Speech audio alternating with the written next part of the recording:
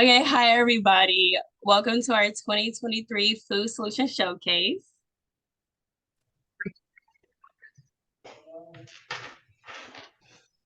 My name is Jair Powell. I am a program coordinator for Center of Wellness for Urban Women, also known as CWU, and I've had the pleasure to be the coordinator for this year's cohort of Neighborhood Food Champions.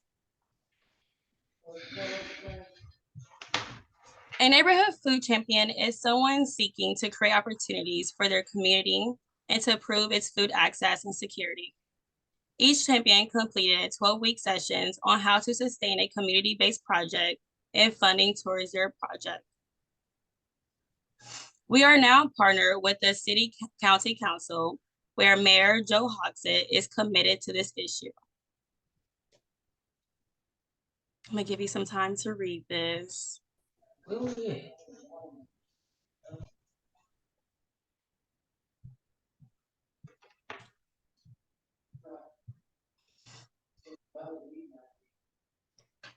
So now it is time for the neighborhood food champions to present their ideas to the community and to you all. And after they present their ideas, you can ask a couple of questions if you like.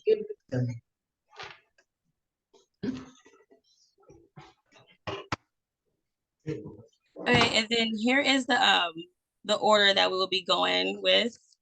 We have 15 participants this year.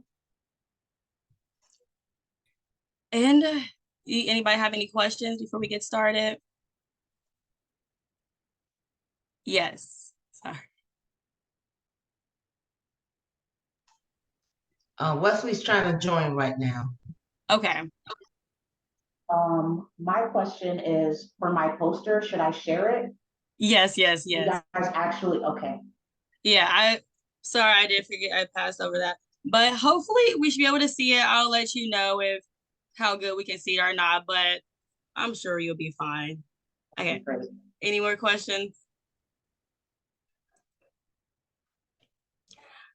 Okay, guys, we're gonna get started with Alita Flowers.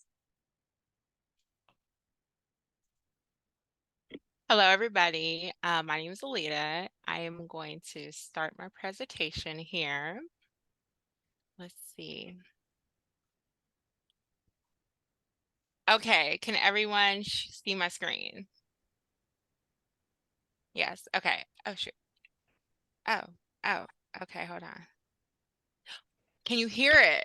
That's the question. Hold on, stop share. Okay, and then from beginning, let's do it that way. Okay. Neighborhood Food Champion Program and the Flowers Family Farm presents Project Groundbreaking, and it's presented by me, Alita Flowers. All right. As a single mother and a healthcare professional, assessing healthy foods for my family is a priority, yet a struggle. So in 2019, my children and I decided to purchase and renovate a vacant lot of land, and we were turning it into an urban garden. We decided to invite our neighbors on our journey to better. My parents, Ben and Marla Flowers, pictured here, they're my inspiration for this community space. The farm aligns with the core values of my parents, and that was to be kind and to be a service to others. So at the Flowers Family Farm, we strive to raise the bar for kindness, and we encourage and foster the growth of anyone willing to grow. It started all as an idea, Flowers Family Farm, and we strive to be the growing place for families across Indiana. You may ask yourself, what makes family farms different? One thing about us is we're going to have events for all age groups, from youth to older adults, and then events for the whole family. Instead of traditional community plots, we're going to have interactive gardening plots that show various styles of gardening that people can touch and, make mistakes with. We're going to have resources and people are brought directly to the community. So that's something that's different. Future allotment, maybe not this year in 2024, but hopefully in the future, we can use parts of the land and let families have their own little plot for the season. We're going to have an amphitheater, so a outdoor space where presentations can be held or classes can be held. And one of the biggest things is operated for the community by members of the community. Our goal here at Family Families Farm is to teach others how to grow flowers, families, and farm. And you might ask what that means. Growing flowers is more than just growing, putting a flower in the ground. We're actually going to be connecting with the beauty of nature. So doing events that you really learn from nature and enjoy the beauty of it. We're growing families, we're creating transformative relationships within the family home and then in the community as well. And we're growing farms, we're teaching people how to cultivate and then cook their own food. So these are the things that we're encouraging. So here's a little background about the area that we're in, off of Keystone 38th Street, the Meadows area. These statistics were from savvy.org, and basically it just says here in Indiana, 32% of all Black residents live in food deserts. So that's a huge number. But also if you're in poverty, you're more likely to live in a food desert. Family Farmers Farm conducted a poll of our own in the community, and we had really great feedback, and everybody who took the poll would love or very interested in learning how to grow their own food. So when I heard that, I was excited because I saw that my community members had the same interest that we do in growing our own food and cooking and eating healthier. So that's what got me here to the Neighborhood Food Champion. So I am honored to be a part of it. The Centers of Wellness for Urban Women and the Neighborhood Food Champion, they're funding our first award. So we're excited about that. The award of $2,000 will be allocated for projects that are going to really break the ground at the farm. So this is all new. So this award is going to help just establish us as an entity. Here's a breakdown of our budget. Setting it in stone, that's kind of the portion of it, breaking the bank, preventing break-ins, and all of these come out to the $2,000. So now we're going to go through each one. Setting the name in stone. So a portion of the money is going to go to obtaining our 503c1 status with the IRS. Right now we do have an employee number, but we're not the 503c1 status. So that's something that we are looking for, since all of our events will need to be funded by funders. Like they're going to be free for the community, so we do need funding for that. So having this status will allow that. And we also are going to use it to get a farm sign and install it. So come 2024, when we start programming, everything will be ready. Another portion of the $2,000 is going to be used to break the bank. We're going to establish accounts. We're going to reach out to funders this holiday season and all until March of 2024. We have a goal of $25,000 we're trying to reach by March of 2004. And like I said before, this will cover the programming for the community and then operational costs. Preventing break-ins. So a lot of things have gotten stolen already, from cinder blocks to little things. So having a shed is essential, with a lock too. So that would be the last portion that will be used towards that. Another way we're going to prevent just things getting stolen is we're going to build a lot of the things with nature. So I think that will be a way to sustain just the farm's, well-being, but all the tools and things that are important, we're going to keep in that. Here's a timeline of what we plan on doing with this project. So by January of 2024, we should have the foundation for the farm established. We should have a name legitly in paper, but then also on the farm, you can see our sign there. We're going to have all of our social media, our accounts, all of our bank accounts set up, and then we're going to have start the next portion, which is building the farms and the frameworks for the planting season. These are some of our end goals for next year. So if everything goes well, These are things that we hope to see by the end of 2024. We hope to host 5 to 10 events during the second quarter and third quarter. At each of those events, we have an attendance goal of at least 15 participants. And like I said, our programs are going to vary, but they're going to be for older adults, youth, and also families as well. We hope to see that the people who do participate in our programs and our events, that they see a reduction in their household bill by $20. We're going to try to promote that people grow a little bit of food on their own, not a whole lot, but even if they grow tomatoes or onions, we're hoping to see a small reduction in their monthly bill. And then we hope to see an increase in their health and then their healthy food intake. And join us. If you would like to volunteer or fund, reach out to me. I'm right here.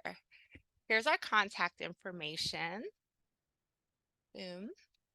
And then that's it. And then our next presenter is going to be, let's see. Oh, dang it. Dang it. Oh man, dang it. It's Joyce. Yeah, no. I know. I had intro music for you, Miss Joyce. I'm so sorry. Hold on. I'm trying to get it in. It's really good. I could do it again if I need to. Okay, it was Pressure by Lil Wayne. The beginning of it, it was gonna be so good, and I hate that didn't work. But it's there, Miss Joyce Moore. She's our next presenter. I'm sorry the music didn't work, but yes, Miss Joyce Moore is our next presenter, and that is it. Now, how do I get?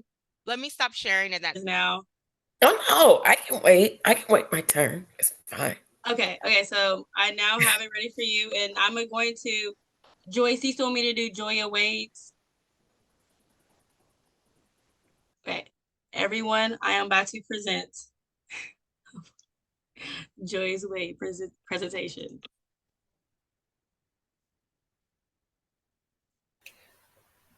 Good evening, everyone. My name is Joya, and my project is called Joyful Gardening. Joyful Gardening will teach and bring awareness to small space gardening with containers to equip one to be self-sufficient in the near West Side Hogville community. While working in Hogville, I became aware of the lack of healthy food options in this community. Being a vegan, if I forgot my lunch, it was safe to say that I would be fasting until I returned home for the day. That experience came to mind when selecting this community for my project. A community food assessment conducted by Butler University in 2022 found that Hogville residents had low access to healthy food options, low income, and low vehicle ownership. The nearest grocery stores were either across the river or several miles away. The assessment also reported that Hogville had high rates of obesity, diabetes, and cardiovascular diseases, which are linked to poor nutrition. Having the skill set to grow food on your own can be very resourceful and convenient for this community. Growing your food from start to finish can also be therapeutic for the families that are stressing about where the next meal will come from. With only one grocery store in the area, with limited options to serve over 38,000 residents, and limited access to healthy options in the grocery store, causes one to select unhealthy processed foods, which increases unhealthy food choices and adds to the obesity, diabetes, and cardiovascular issues that this community is already facing. The ability and access to healthy food choices that the family produces together can bring not only the family closer, but healthier together as well. This can also be a way for the community to come together and help one another. My small space container gardening project is an effort to help this community, one family at a time, in hopes that they can learn new skills to equip them to be self-sufficient and make healthy food choices by literally benefiting from the fruits of their labor. They will be able to select from seeds and or starter plants of fruits, vegetables, and herbs to grow at their homes in containers that will be provided to them, as well as soil and tools to help them with their gardening. We will have meetings to educate about the various fruits, vegetables, and herbs, as well as recipes will be distributed to inspire healthy meals when it is harvesting time. Originally, I gave this project 6 months from start to finish, but I now realize from being a grower with Growing Good in the Hood that that will not be enough time and will give this project 1 year to complete and evaluate the benefits of it. Thank you for your time and thank you for allowing me to present my project. Again, my name is Joya Wade. My project is Joyful Gardening for the near West Side Hogville community, and it will be small space container gardening. Thank you for your time again.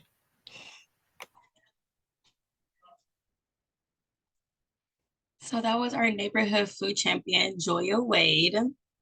And now we should be able to get back on track with Joyce Moore. Sorry about that. I pulled up the wrong one.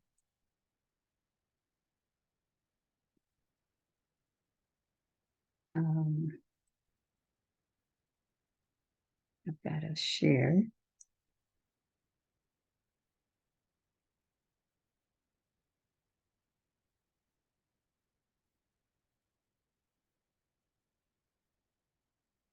Okay.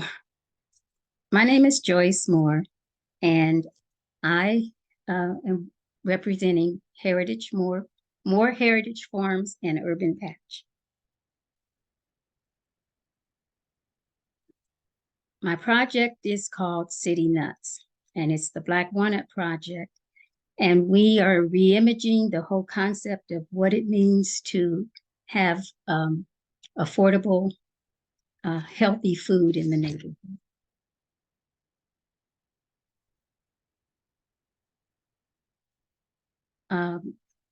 This is a youth empowering program that will provide an opportunity for young people to engage in self-awareness and self-actualization, as well as an environmental program. And this is what we do. So I'm going to play you a little video.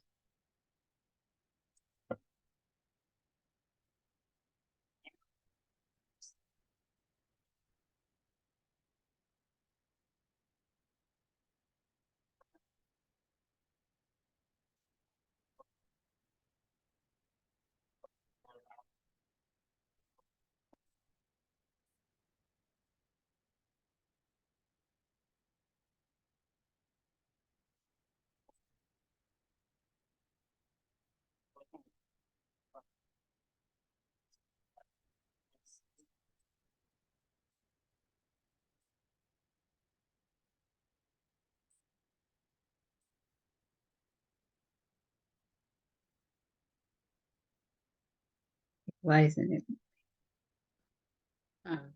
Okay.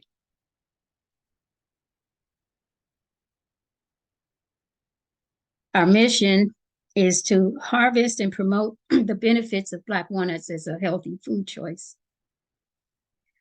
provide employment, and to foster community engagement with the youth in the area, and to promote environmental stewardship. This company, we're going to have the youth create their own company, and it will be started, run, and dissolved by the youth. We're reimagining how things can be done. And I'm going to give you some information about Black walnuts. They're a healthy indulgence. They have a very high content of protein, omega-3 fatty acids, antioxidants, folate, phytosterols, and mannitolin. Low in saturated fats and has more fiber and protein than English walnuts. It's gluten-free and it's also kosher. Black walnuts sales have increased 68% in the last year. And consumers are always complaining that they can't find enough of them. Most of them here, I know, go into the landfill because when people have them in their yards, they break up their lawnmowers, or they step on them and they twist their ankles. So they see them as a nuisance when actually it's a superfood. And it's the only crop that is actually completely wild. It doesn't grow except in the wild. And they're harvested by people. And so what we want to do is to reimagine what people see as a nuisance. Some of the value-added products that the participants can make include ink, walnut meat, wood stains, wood items like cutting boards, tinctures, cloth, and hair dye. This whole tree is used from the leaves on down to the shells of the nuts. They use the shells of the nuts for oh, what do you call it? When people like when they for mining, they use the shells of the nuts because they're so hard that they can do that. The primary focus would be on the experience of entrepreneurship created and run by students, encourage different ways of creating opportunity, and outside of the normal ways the kids are engaged. And this will be from the harvest of the nuts from local locations. Community partners will provide valuable opportunities for individuals in the community. And our aim is to have them engage in a sustainable, profitable enterprise. We did our logic model to be our roadmap so that we know what our inputs, activities, outputs, outcomes, and internal and external influences and assumptions. So that we will follow this so that we will stay on track. Our service area will be Midtown and Unwa. And we've created a budget that we feel that is sustainable because we're going to put in half of the money through sweat equity, resources, and other means, crowdfunding. We did our homework and we found the statistics that will help us identify how we can best serve these attendees to our project because we know that there's an income problem. There's access to resources for after-school programs. There's a high degree of poverty, unfortunately. And so we're going to make sure that all of those things get targeted and that we make sure that we help the right people. Our timeline is very short. It's a 6-week period from the mid-September to the early November because that's when the fruit falls. And after that period, if the participants decide, they can do the additional value-added products so that their company can be a bit more proficient, and that will be determined by each year's participants as well as how much they give back for the program. Most of the marketing would be done by social media, newspaper, print, news, magazines, third spaces in neighborhoods, and of course, social media and cell phones.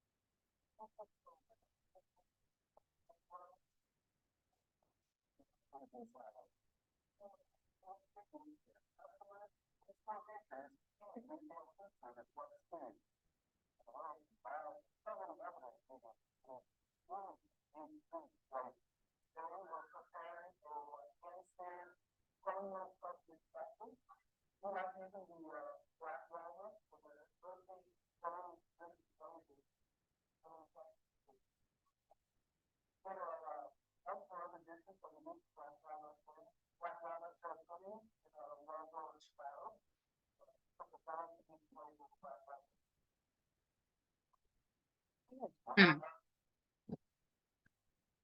They can't hear me. They couldn't hear the video. No, they could hear me talking, but when they went to stuff, they couldn't hear it. Oh. So Our collaborators will include Flanner House, Hammond's Nuts, Southside Landfill and Tuba Gardens, and other community partners such as the National Council of Negro Women and, of course, Urban Patch. Our profits will be distributed, as I said, and a portion, hopefully, the students will want to give back to reinvest in future programs. Can you guys hear the videos? No? No. Okay.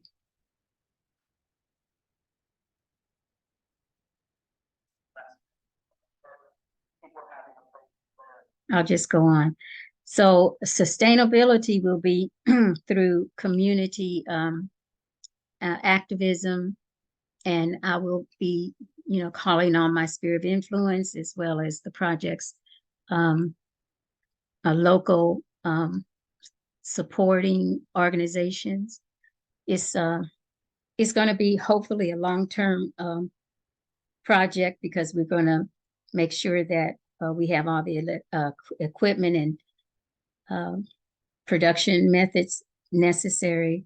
We're going to document it because success fosters sustainability, and we'll be able to have detailed records of our experiences so we can share our knowledge through workshops and online resources to inspire others regarding environmental stewardship and the possibility of foraging healthy food sources. So in conclusion, the fact is fall is money time, and just as you consider the lily as a field, Black walnuts gives us the means to reap benefits of nature, and it's like manna from heaven.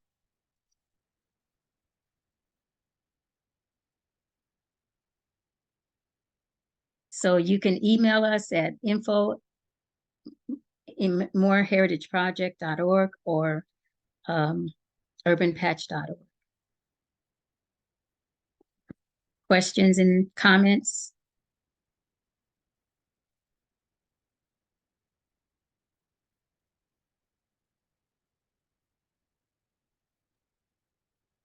I have a question. One of the value adds that you had on there was hair dye with the black walnuts. Yeah, you can. I actually made my neighbor some dye. He does African drums, and I made him some dye for to do his drums with out of the hulls of the black walnuts. But they use it to stain floors and wood trim, and yeah, they make and dye clothes with it. Yes, and make ink. And the recipes for ink are on the internet, so that could be another value-added product if they choose to do it.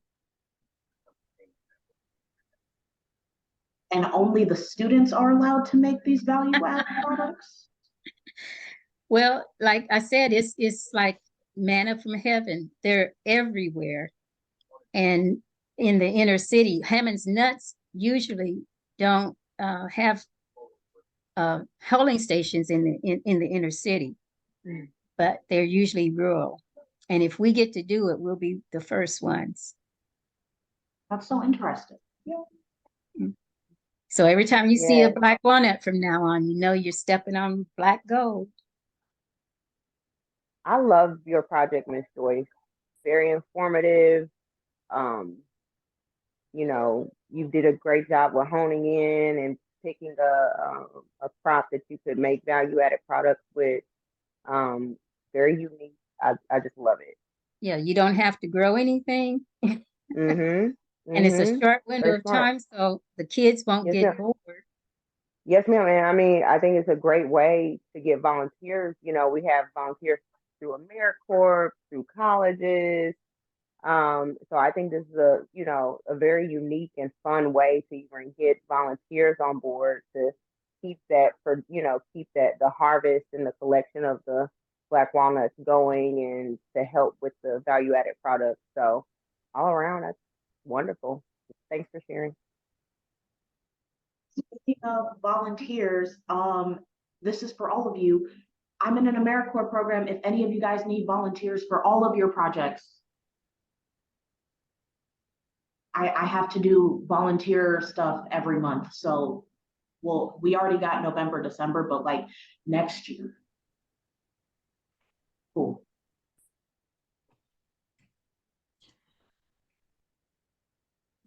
There was a chat and a question. It says, will there be research later to find uses for the hose to encourage a zero waste product?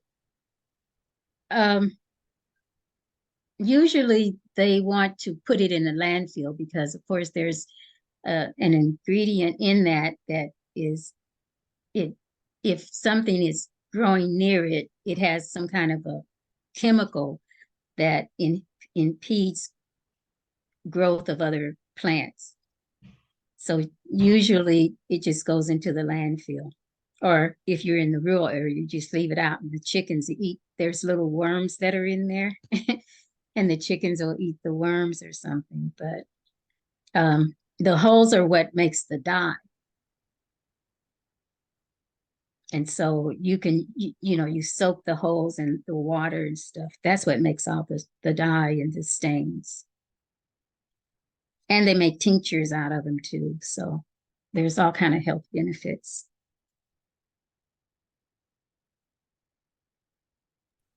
Thank you.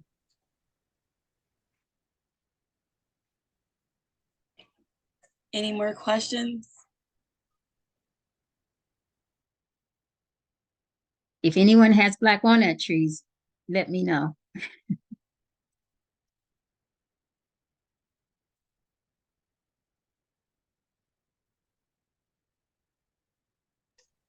Miss Joyce, Yep. in the back, actually where I live in Mapleton, on the back of my house, we had a black walnut tree. But the little man upstairs, they were playing around that big tree in my yard, and he ended up getting sick. The ones right here, they got poison ivy wrapped around them. Do y'all find that a lot when y'all be doing it? I mean, harvesting from the trees? No, because you harvest from the ground. Yeah, well, yep, they fell on the ground and my car, but they were playing around. They cut it down too, but it's one outside of my fence too, and it's got that same wraparound poison ivy, but you get all it on the ground. But that tree trunk was worth a lot of money. They pay $4,000 or $5,000 depending on how big it is, and if it's really big. I hope they didn't throw that away or burn it up because that was some very valuable wood. I wouldn't know. I know the company that owned it took it, paid for it because once again he had asthma and he almost shit off his windpipe, but it was at poison ivy, and they got a company because it was huge. They had to come in with a record to get that out of here. The stump is still there. Is that any good? All of that wood is good. It's a very prized hardwood. Yeah. Okay. Thank you. All of that tree is usable from the leaves to the stump. It's like the giving tree.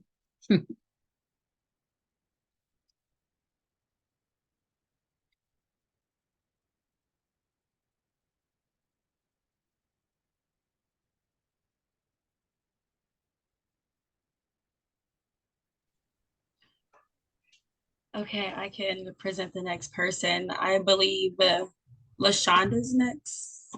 LaShonda McKinney. Hello, everyone. Let's see. I do not even see the share screen. It's like you gotta hover under the bottom of the screen, then it comes up. Oh. It's like a little toolbar, kind of like the same bar where you can mute yourself. I see the tool. Oh, here, screen. I'm looking for red. Let's see. We're gonna share. Uh-oh. Not that. Get out of there.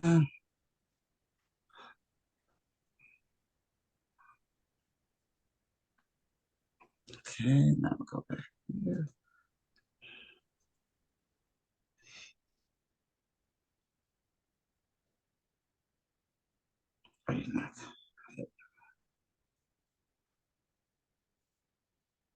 Whew.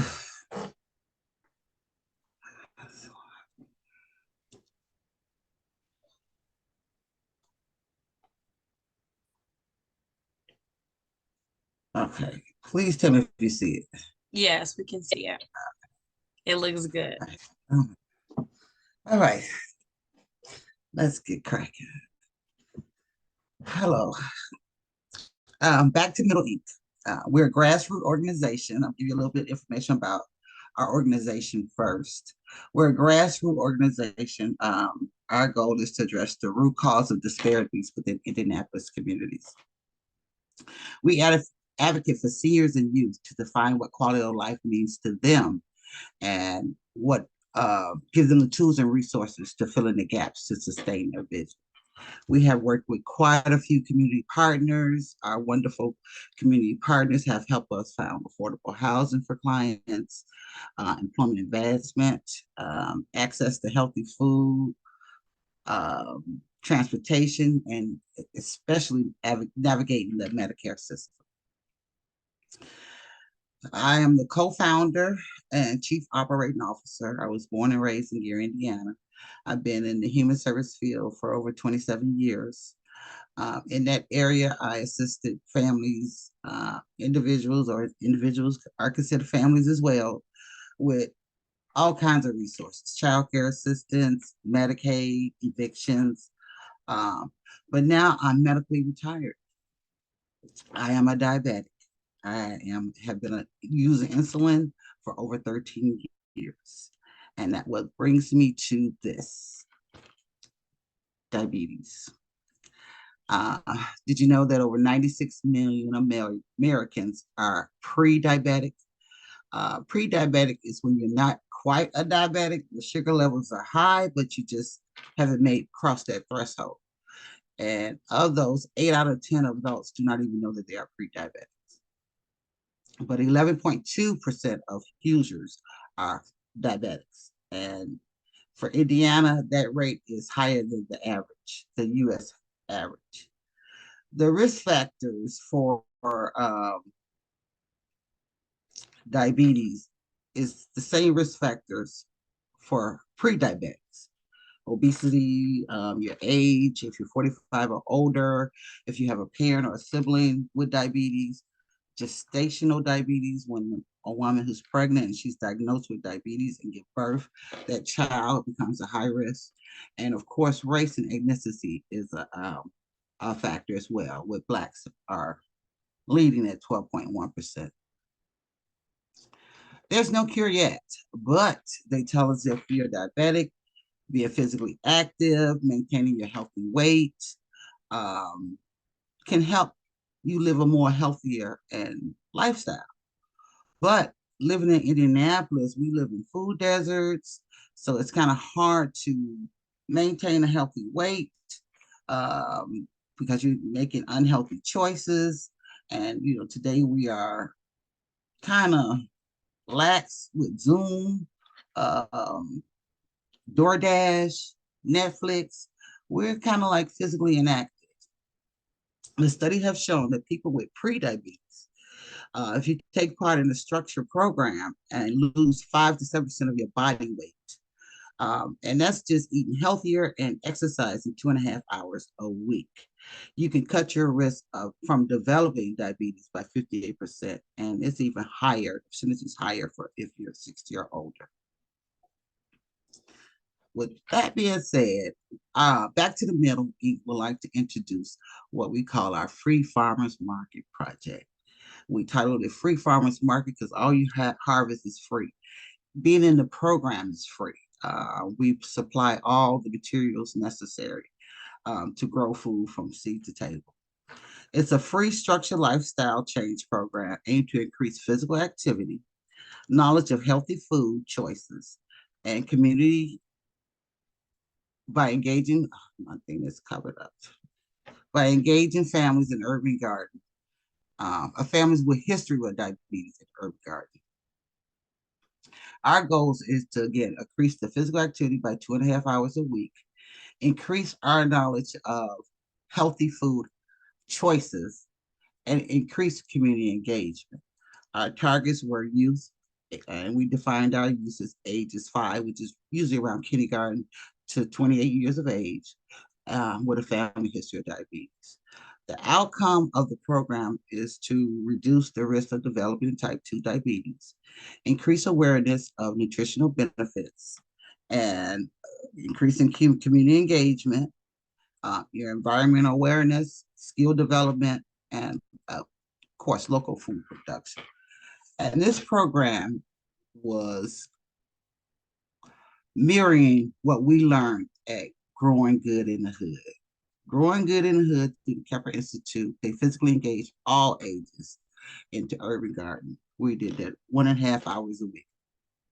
We learned everything. We learned how to set up the plot. We learned soil health, planning, just everything from seed to table. We got into community engagement. We would go out and help other community partners. It was just a real fun, real life experiencing time. Garden looks easy and it's fun, but it is actually hard work, but it's rewarding work. And I think that's what kept us going back. Watering. Oh my God, watering is even another hour a week. We would get credit for watering the garden an hour a week. That was physical as well. And here's our community engagement. One thing that one of the Growing Good in the Hood coordinator said, growing good food in the hood grows community. And it definitely did. So well, we took everything that we learned from Growing Good in the Hood and we took it to our own home personal garden. These are the kids here that was in our program, setting up their own little plots. They did develop their garden and their garden started to produce. They named their garden Paradise Garden.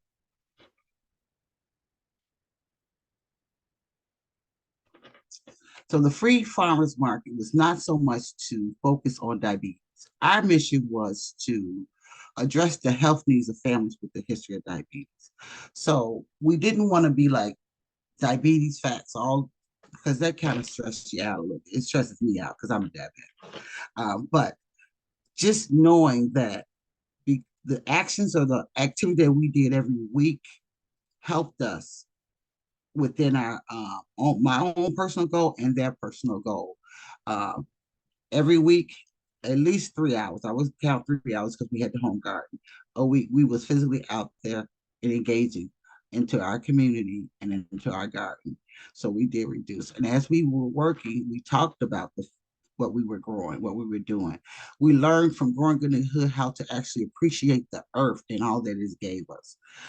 We were anticipating how the fruits and the vegetables would taste, how they would feel. Those are the type of things that we end up pulling up out of that garden, and it actually helped us change our perspective on food. One of the little participants was always eating potato chips, but switched his potato chips to some crisp cucumber slices. I would cut them up and keep them in the refrigerator. One little girl, she loved the jalapeno peppers, and so I tried the peppers, and the peppers became one of my favorites too. I would chop. My motto was 2 peppers a day, the doctor's away. So I would chop the peppers up and then cut back on my salt, and that was my seasoning for my food. My little girl loved the collard greens. Oh my gosh, she took a whole pot of bunch of collard greens home and cooked it as a side dish. She wasn't going to be the only one who eat those collard greens. So it was going into not only the kids, the youth, it was going into whoever that was at the table with them. And so they started to make healthy choices. So I think that we kind of met our goal and our mission. So we wanted to empower them to shift their perspective on food, not so much focus on the diabetes. Because when we would talk about diabetes during our class time, you can see that they would get a little somber. So we didn't want to focus on that so much.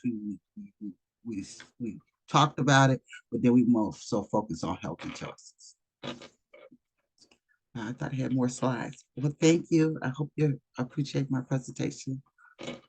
Thank you. Stop share. Oh, and I would like to introduce Miss Joni Clark.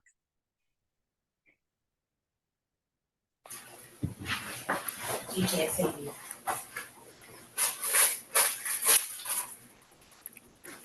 Thank you.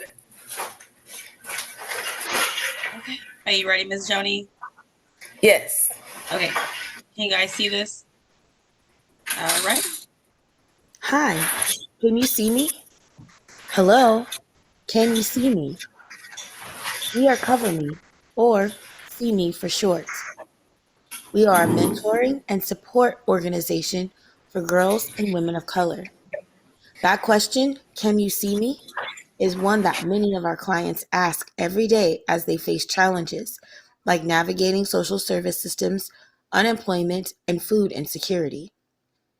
The goal of Cover Me is to help our clients successfully meet these challenges head on through our two program areas. First, there is See Me Grow, which is short for Getting Ready to Take on the World. This is for our clients 12 to 24. The age range covers middle school, high school, college, and those aging out of the foster care system. Services include a 13-week group mentoring program as well as one-on-one services.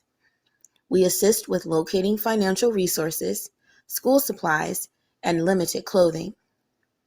We also connect clients with other local organizations and community members that can help in achieving personal, academic, and professional goals. The second category is See Me Now. Now is short for Another Outstanding Woman. Services are primarily offered one-on-one, but we are open to collaboration on group projects. We journey with our adult clients as they face and overcome a variety of issues. Services have included transportation to medical appointments, food pantries, job interviews, housing appointments, and access to our mobile food share. For the past 2 years, Cover Me has operated a mobile food share for seniors. We are teaming up with the Food Donation Connection, Panera Bread's Donation, Papa John's, and Kemper Institute to share prepared foods and fresh produce. But we are not doing this work alone. We collaborate with Back to the Middle, and they share the Panera Bread donations with seniors, a food pantry, and families in their community. We also have volunteers that share with the homeless and other community members. This year alone, Cover Me has delivered over 1,700 pounds of food thanks to our collaborations. But there is so much more to be done, and we need your help. Cover Me is asking members of the Indianapolis community, including organizations like yours, to help us with the cost of services and operating expenses, such as gas stipends for our volunteers. We need your support so that when the question is raised, can you see me? Cover Me will be there to say, yes, we do. Thank you.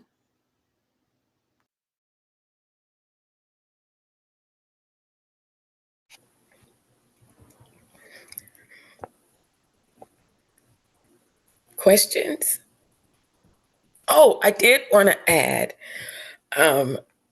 one of the things that we would like to do is to work with urban farmers. So if they have crops that we could purchase or they have things that they could donate to feed our seniors fresh vegetables, we'd like to collaborate.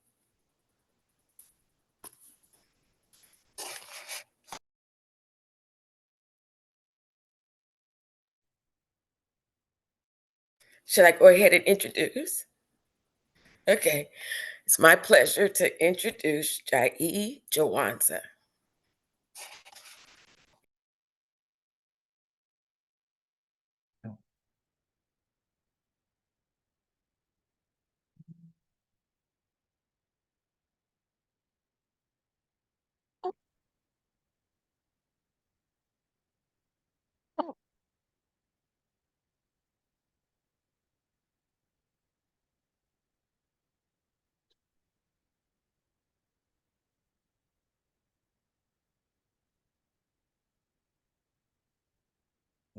Everybody see my screen?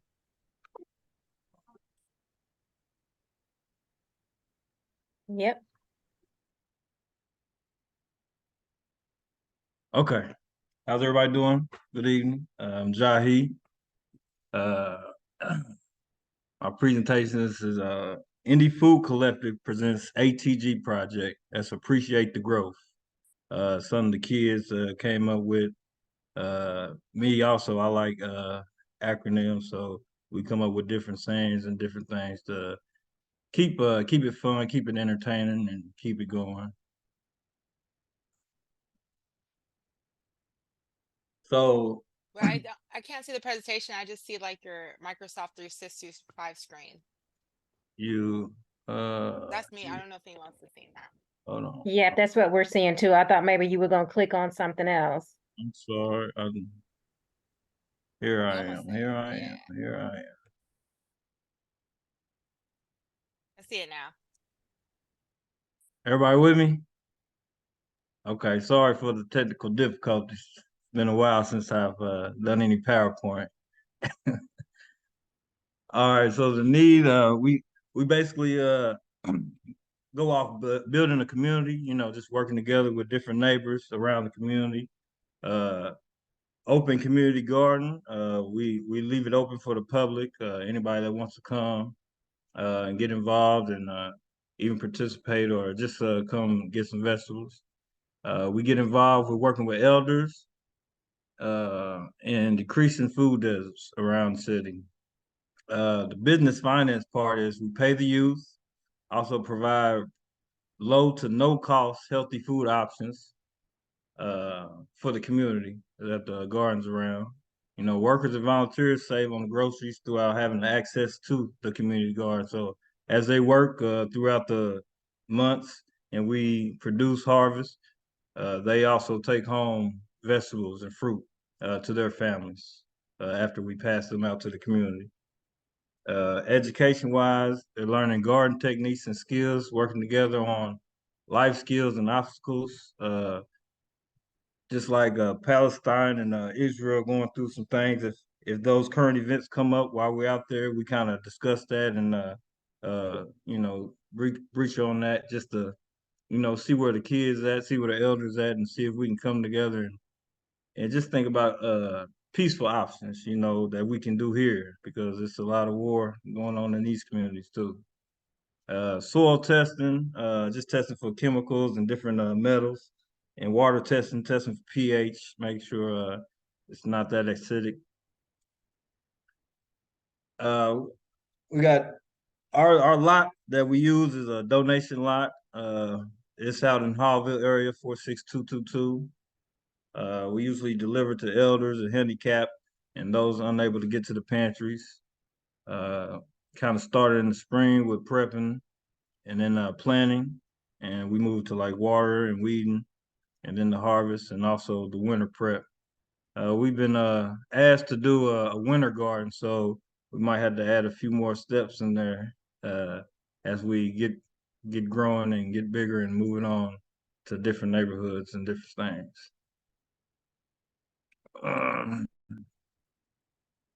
So for the funding, we gonna use it for food and gift card incentives for volunteers, materials like water, water costs, drinking and watering gardens, especially if you don't have water access, tools and different supplies. For the future, we're gonna have a community day, which I was planning on just like having a harvest day, you know, after we get a good yield, we get people out in the community come through and maybe you set up a table and just have some food that's come from the garden. Homeless food plate is something I thought of just getting some maybe peppers and onions and put them on hot dogs, wrap them up, and then the tomatoes and lettuce coming from the garden. We make hamburgers and go down and deliver fresh hot food and also for fresh uh, you know, natural garden food from our gardens, you know, to the homeless and give them access to so they don't have to be panhandling just to get a plate.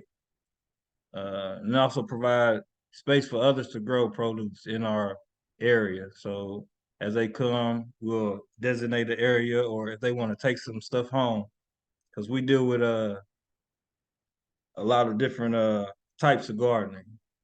as I'm about to show in a few.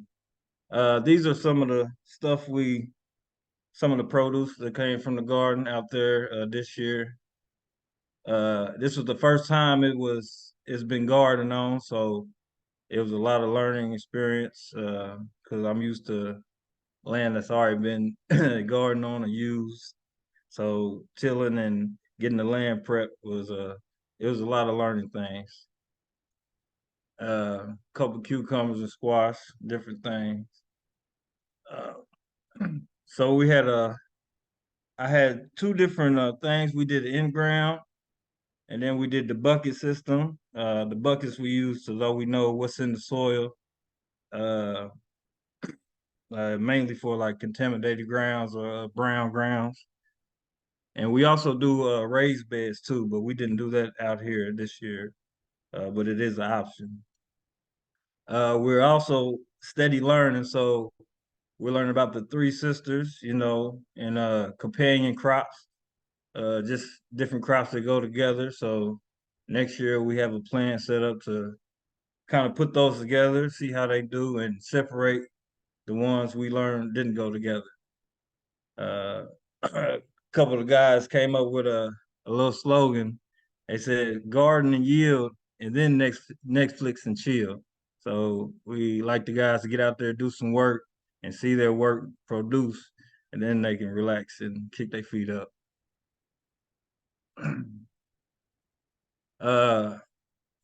Again, I'm Jahi Jawanza. My email, Jawanza84, jjawanza84@gmail.com. My number's there. We're open to donations or any other information you have. Please email me, call me. We're always learning and expanding and willing to work with others. That's it for me. Thank you.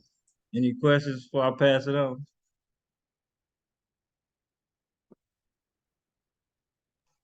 A comment. I think you did a great job. Thank you. Thank you. I appreciate it. So next we got Ishanta.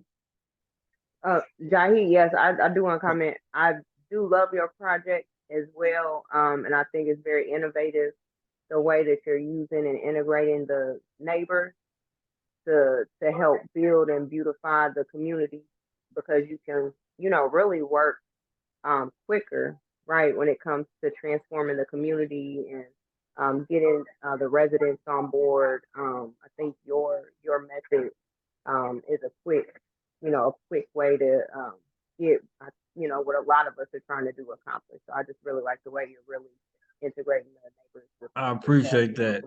Yeah. And we had a lot of difficulties with the neighbors. I'm not gonna say it was all gravy, because so neither one of the neighbors on the side of my lot allowed me to use their water access. One of them still gave me like grief every time I pulled up, but the other one, I gave them bags of vegetables because they were still, appreciative of what I was doing and supportive, even though they wasn't able to offer the water up. So they still got food. And then the other one gave me grief every time I came out there. You got some tomatoes ready? I'm like, not right now, not right. You got to go to the pantry. We did feed about 10 to 20 families out there in that Hallville area and surrounding areas, and it's gonna grow, and it's good. Yeah, that makes all the difference. Yeah, it'll go far, but I appreciate it and I love it. All right. Ishanta, are you ready? Yeah, I'm ready. Dyer, can you share it for me, please? I'm not sure my screen's not working. Ooh.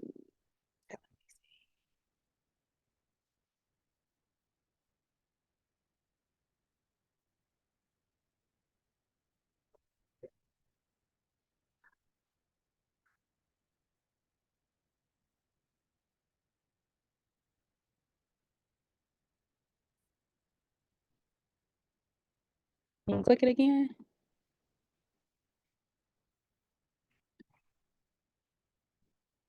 Okay, my name is Ishanta Weathers, and my program is called It's Yummy. You could click. It's a lot of clicks. Another one. You can click again. So homelessness in Indiana, policies are reactive instead of proactive, and that's basically saying that the policies that are set in place, they help people that are already homeless instead of providing aid to individuals before they're actually homeless. Can you click for me? So just a few statistics, 82% of people in families with minor children who were experiencing homelessness were Black, and these are Indianapolis, like Indiana statistics. And out of those who have experienced homelessness, 3 out of 4 have faced it multiple times. So this kind of just tells us that it's a reoccurring problem within families and it's something that should be addressed. And that's where we come in. It's Yummy is a nonprofit restaurant. You can look again, where our proceeds are donated to grants for parents that are on the verge of homelessness, and another portion will be donated to shelters to help aid individuals that are already experiencing homelessness. So we're basically just bringing fresh local produce from local farms, many of which you guys have, I do hope to create partnerships with. We're bringing the fresh local produce to the table and we're proactively giving back to families in need. Our target population, again, would be community members, students, seniors, and tourists. I do have a building in mind, and it is located on Michigan Street in the Hallville area. There's a senior living facility that's like right next door. It's next to the Christopher House, which is like a Boys and Girls Club for our community. It's close to IUPUI, the Indy 500, and the downtown area. So tourists and seniors and students would be our target population. We also hope to have partnerships with shelters like Wheeler Mission. I do volunteer at a few already that I do hope to get partnerships with, along with leasing agencies and senior living facilities. I plan to have a voucher system where our partners are able to buy vouchers from us like on a monthly basis. And it's kind of like if you think of like the recycling circle, they'll pretty much be getting their money back with our proceeds. So it's kind of like a circle. So we're helping them and they're helping us and we're all helping each other. Again. And again. For marketing and sustainability, we plan to grow with our partners and collaborations and by hosting various community events at our facility. We do hope to just get more grants and maybe take out loans, but grants is my first option, of course. I do want to utilize volunteers at our events, and that'll help save money along with hosting different workshops.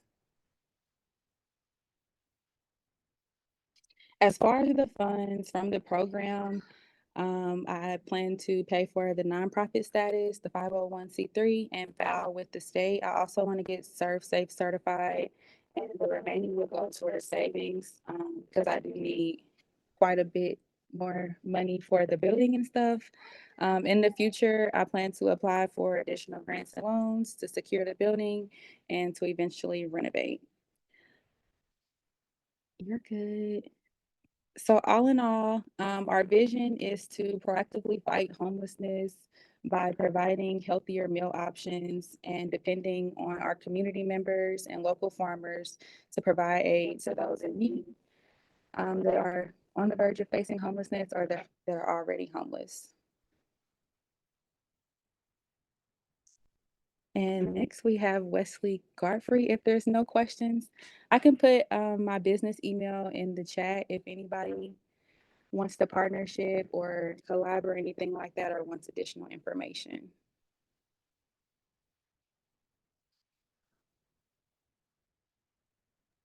Thank you. Thanks.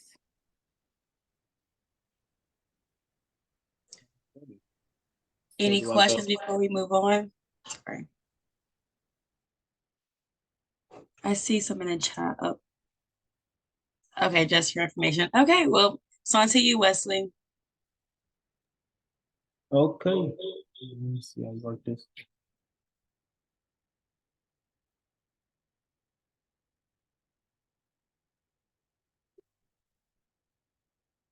I got it.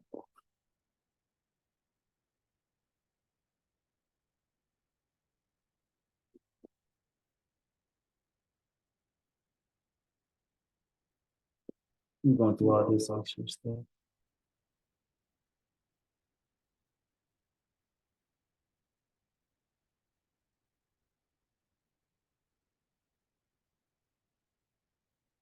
It's making me leave the meeting to give it access to my computer. What you said, it's kind of breaking up. It's making me leave the meeting so I can give y'all access to my share screen. I don't know, it's something Apple making me do.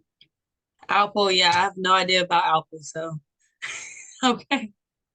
Like I said, I might have to leave and come back. Okay, hopefully we can figure it out. Okay.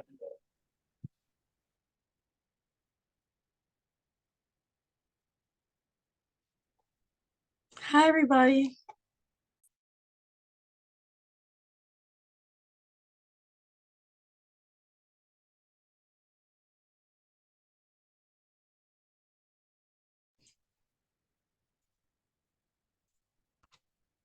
Figure I'll share my screen while we wait.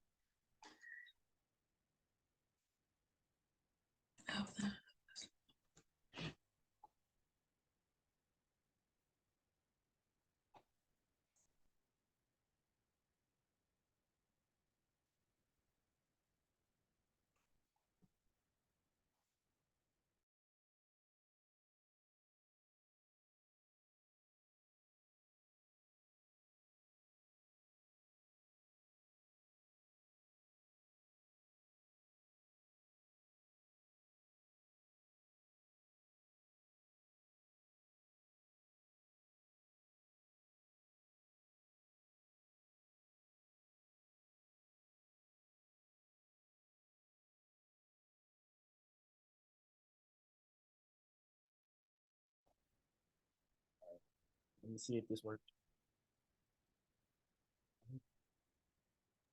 Okay, I stopped sharing my screen for you.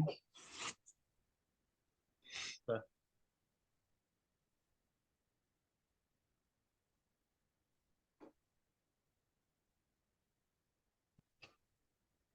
It's working.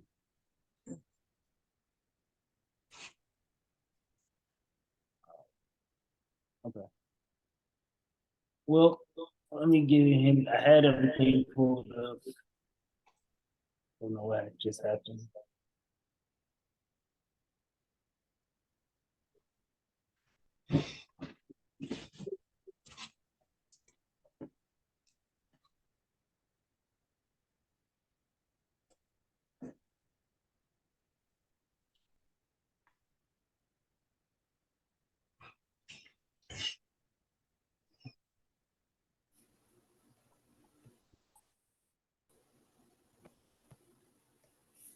All right.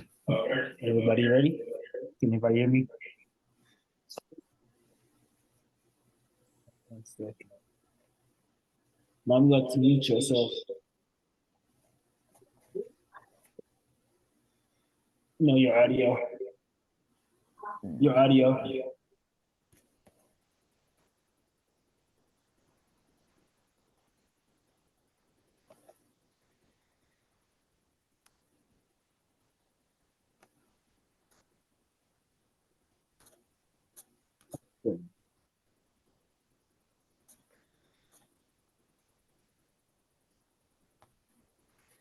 All right, I don't know why my English, but my name is Wesley Garfrey, and I'm excited to present my project, which is called Project Restart, an innovative initiative by Just Live Creations, which is the actual business, the actual brand. Just Live Creation is a fitness business that provides personal services as far as massage therapy, nutritional guidance, personal training within itself. We aim at promoting health and wellness within our community throughout a combination of personalized training, nutritional guidance, and motivational support. We aim to empower our community. We focus more so on areas that don't have a lot of resources to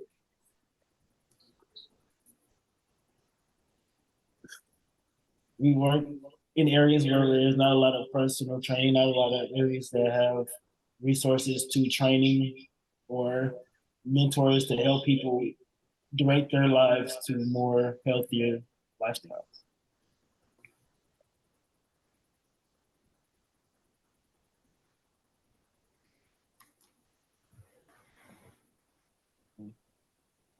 The problem in today's fast-paced world, you see a lot of lifestyles that are not healthy decision lifestyles. You have a lot of areas where you have poor nutrition and lack of motivation.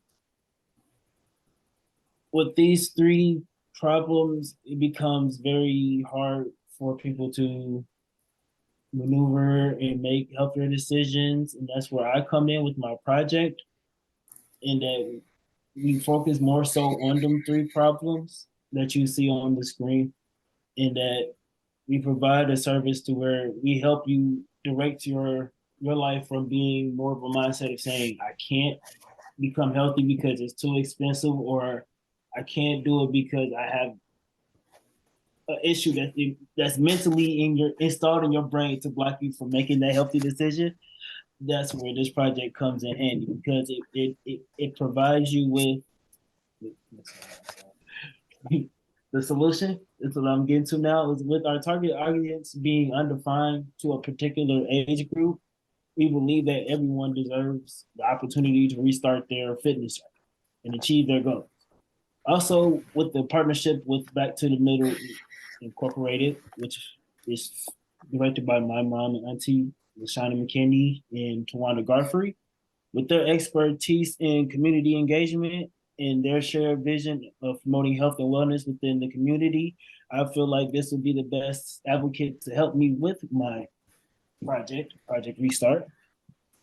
They will be a big asset to me as far as when they bring to the community as helping with the seniors with their food decision and nutritional guidance in their journeys as being of age and having to go through the troubles of not having that support and that community to help out and promote the healthier decisions for that age group.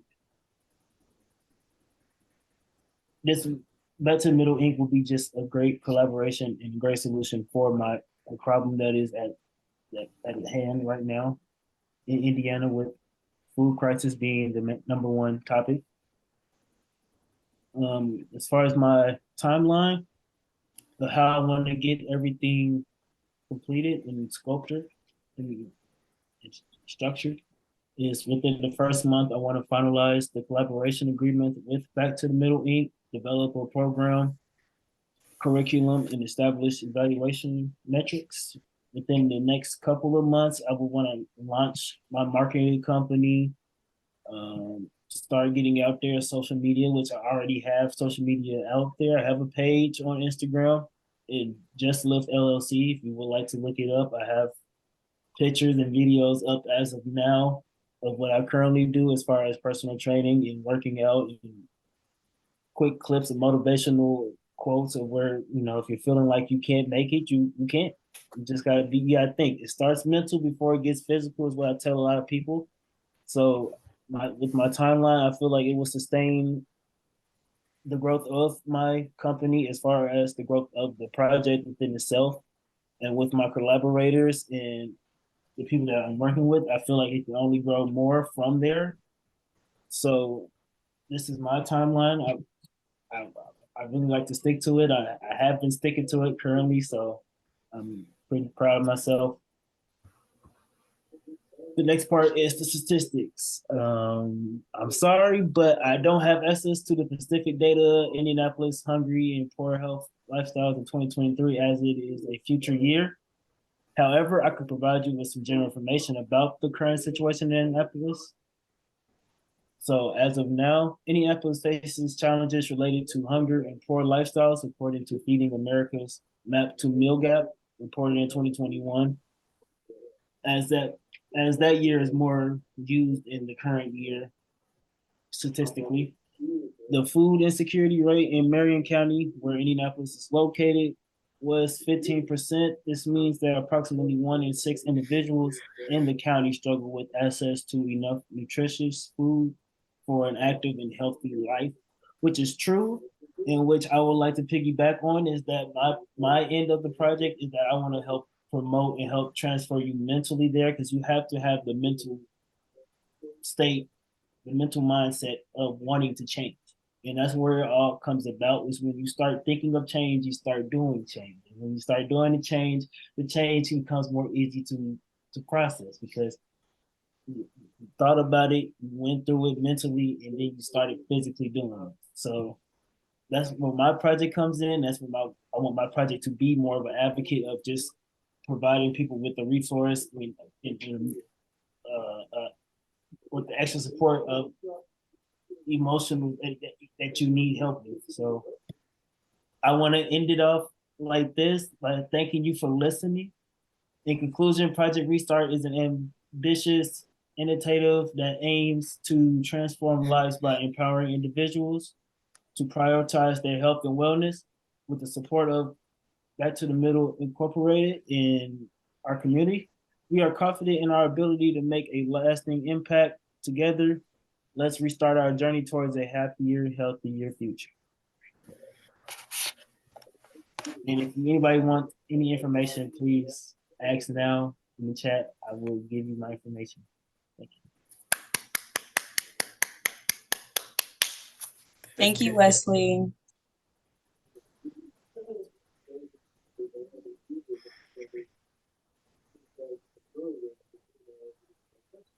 And I forgot to introduce the next person. I can do that now. So next, Yarde. What's how I pronounce your name? Judicia. Oh, and Yard, I guess. I don't ever correct people on the last name because I never really notice. Okay, well.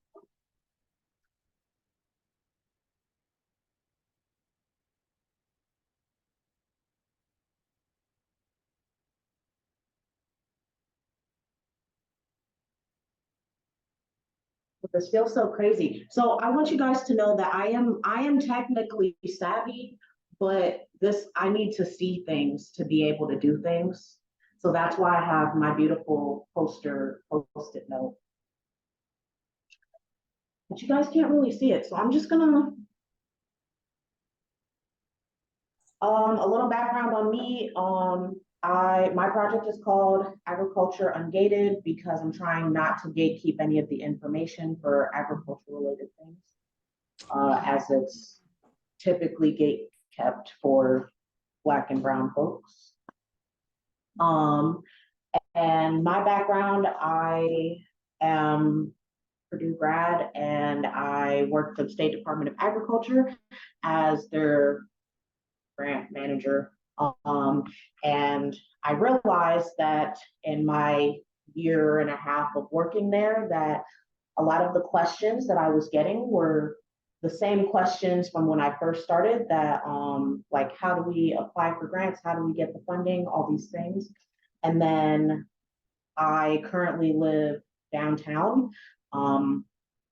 I've lived here for almost 2 years and I have gotten used to the food access climate here that is not that great.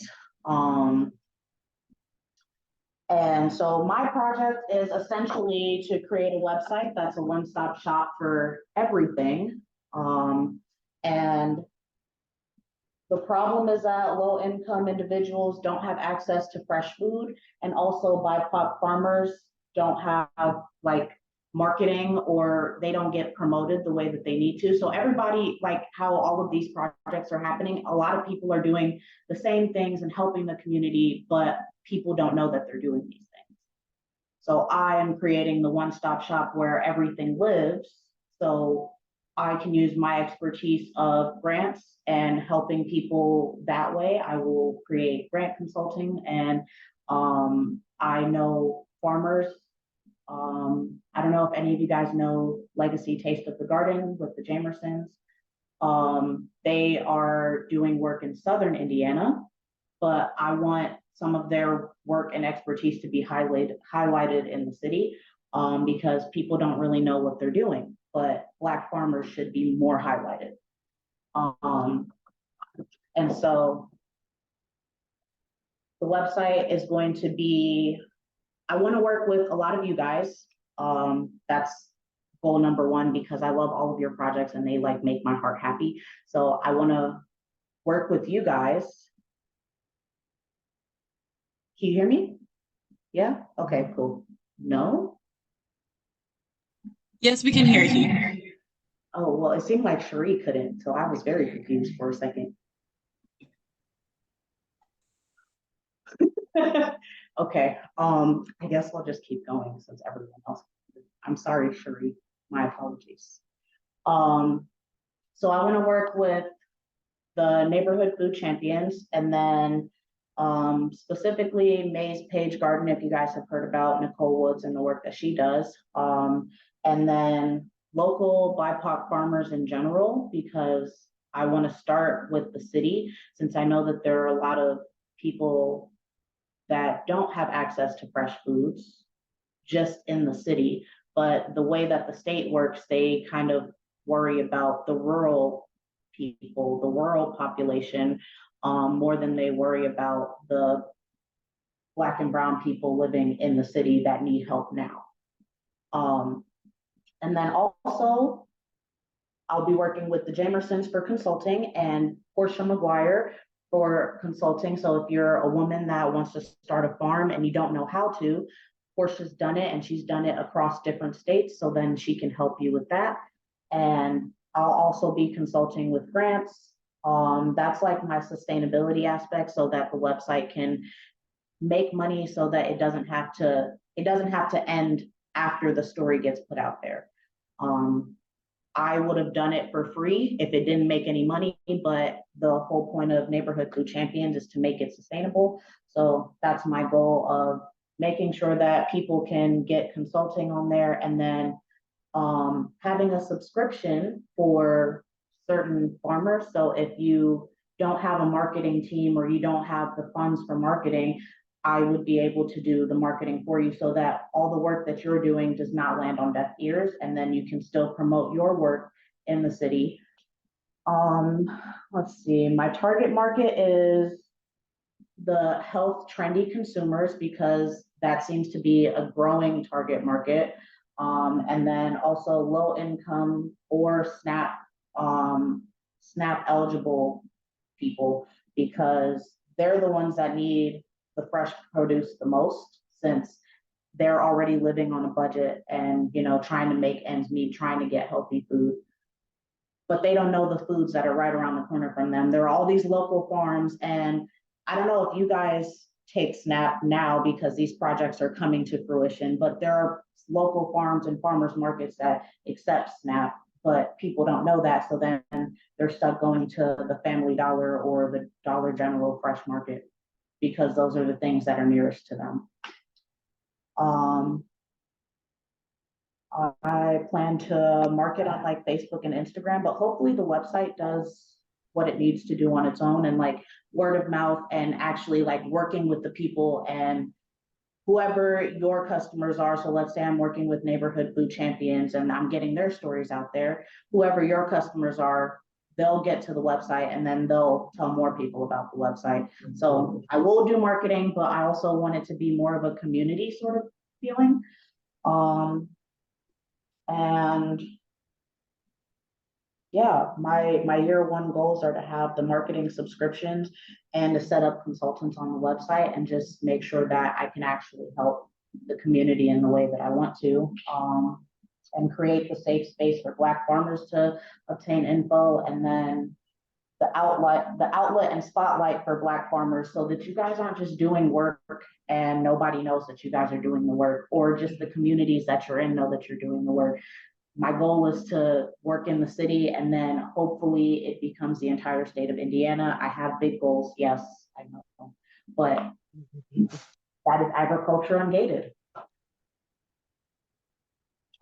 And the next person is Michael Hunt. Oh, we have question. Yes. You ready for me? I got a question. Mhm. Number one, I need your info, but with the website, so I bought a domain. I guess you can get a free domain and you can purchase some. I bought it for like $12 for 2 years, but I haven't put anything on there. Are you open to like doing websites for others or having our information linked on your website so like we can have, you know what I'm saying? Because I don't Yes, have yes. any. Okay. So the goal would be that you don't need to have your own website and that you can use me as your website. Agriculture Ungated would be your website as well. So it's like a community platform, a blog space, but it's more than just I'm sharing the story. It's like that is your marketing space so that you don't have to go figure out how to market your farm yourself or how to reach your target market yourself. And yes, I will put my information in the chat. Any more questions? Well, I got a comment / question. That is great. I'll work with you. And anybody need volunteers? I do volunteer. Please put your information in, but that is great because that's our next goal is these lots, abandoned lots, and we want to turn to a farm. So I like it. Thank you. Yes, I would love to highlight that that's the work that's being done. Like I said, everybody's doing something and trying to solve a problem somewhere, but everybody doesn't know what you're doing. So I want everyone to know what you're doing. I want it to be the entire state of Indiana knowing that Black farmers exist and that we're doing the work. And, you know, we deserve the funding, not because we're Black, but because it's important.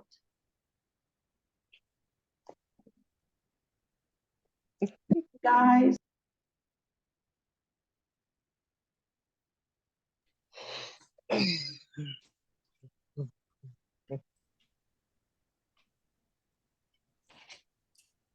So am I going? All right. Everybody, I'm Michael Hunt, known as Coach Mike. So I guess let's get busy. Let me see if I can do this real quick.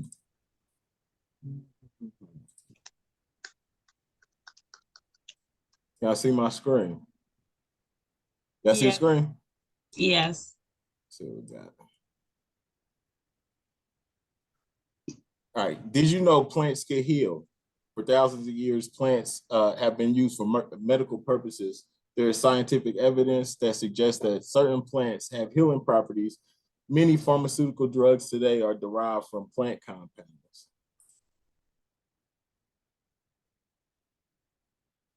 So this is the core of the program, basically. I allowed the kids to pick through people to come up with a name. And so they are actually the reason why we have the name that we have today. And so a little background about Photo 51. Photo 51 was taken by Rosalind Elise Franklin. She was a British chemist and X-ray crystallographer. She was studying plant DNA. And after 51 attempts, she captures this photo. Her creation of Photo 51 demonstrated the double helix structure of dioxyribone nucleic acid, the molecule containing genetic instructions for the development of all living organisms, right? So now we move forward to the Crossman program, the Crossman camp. We have a saying that the boys do. I am who I am, doing what I'm supposed to do, where I'm supposed to do it.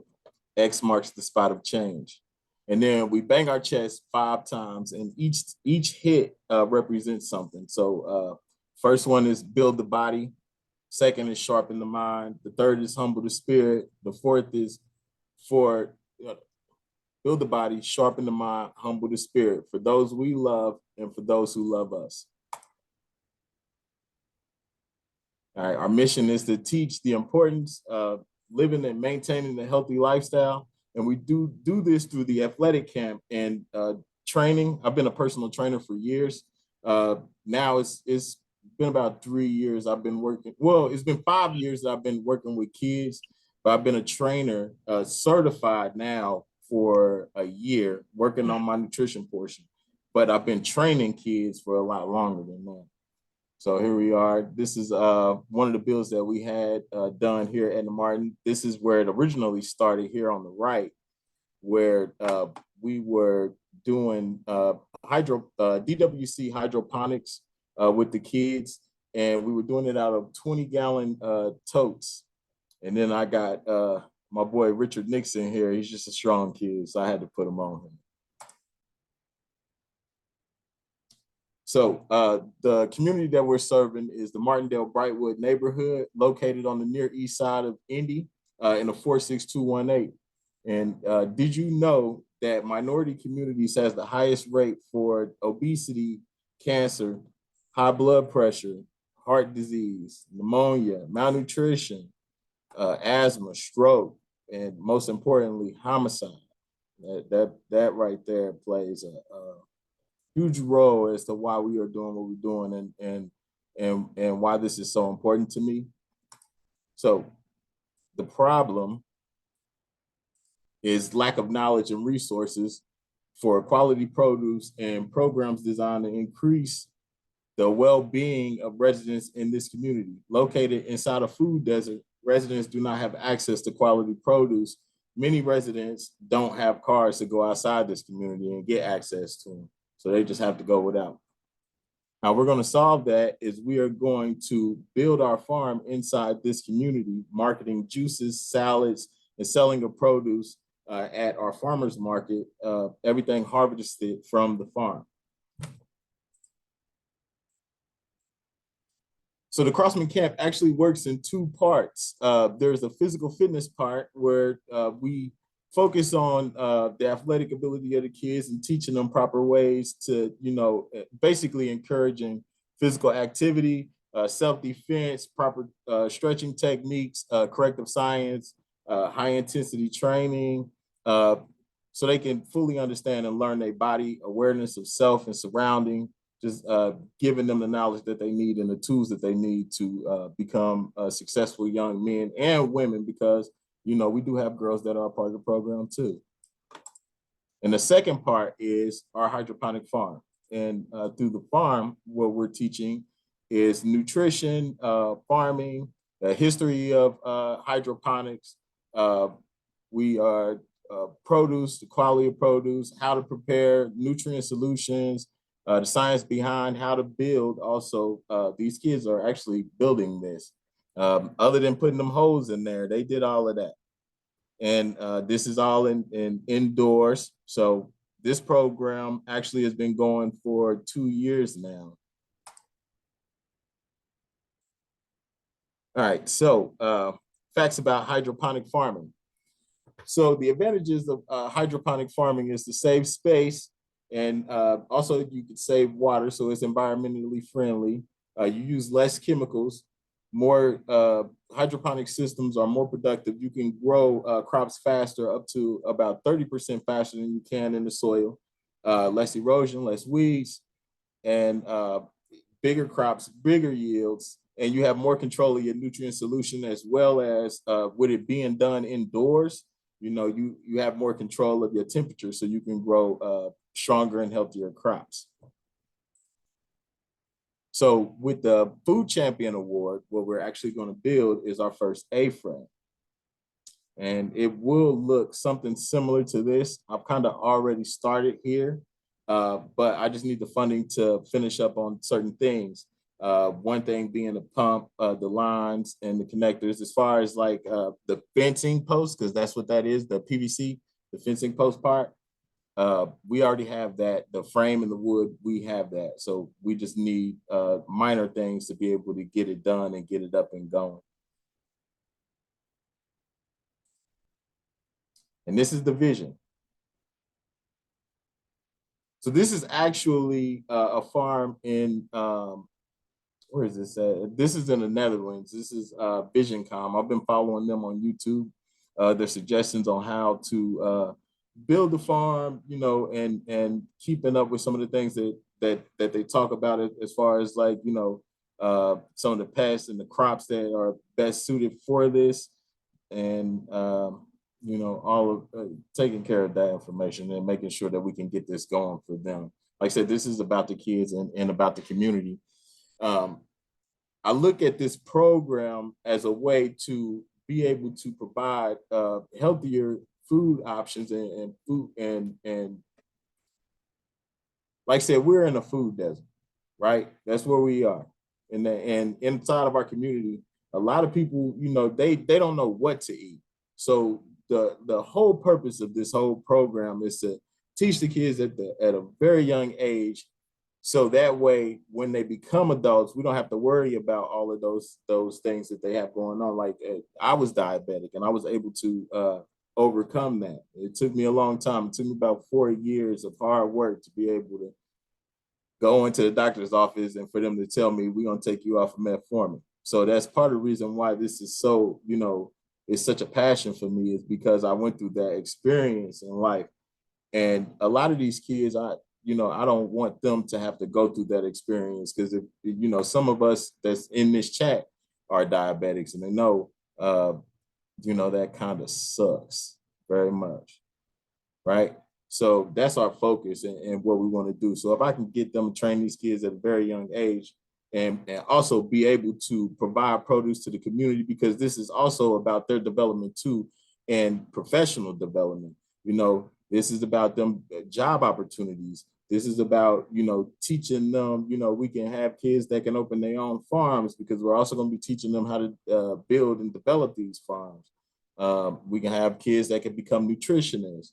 We can have kids that, you know, can become grocery store owners, because all this stuff has to go somewhere.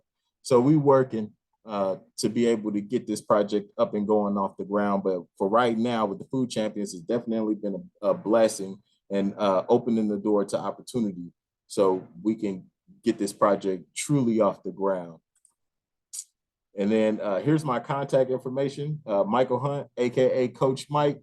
Here's my phone number right here. And my email address is mhunt@ednamartincc.org.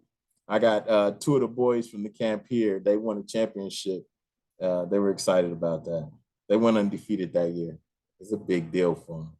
So far we have 8 crossmen that have went on to play different sports: football, basketball. Jordan actually does, I know y'all seen the picture before, but Jordan actually is in martial arts too. He does boxing as well. So thank you. Thank you. So questions. How do I unshare? Oh, there we go. All right, there we go. What do y'all think? I need some honest opinions. Did I run through? Because I'm a little nervous. No, you did great. You did a good Thank job you, on the thank you, thank you. APOD. So shout out to you for that, because that's not Okay. easy. Good So you deal. did a good Thank job you. there.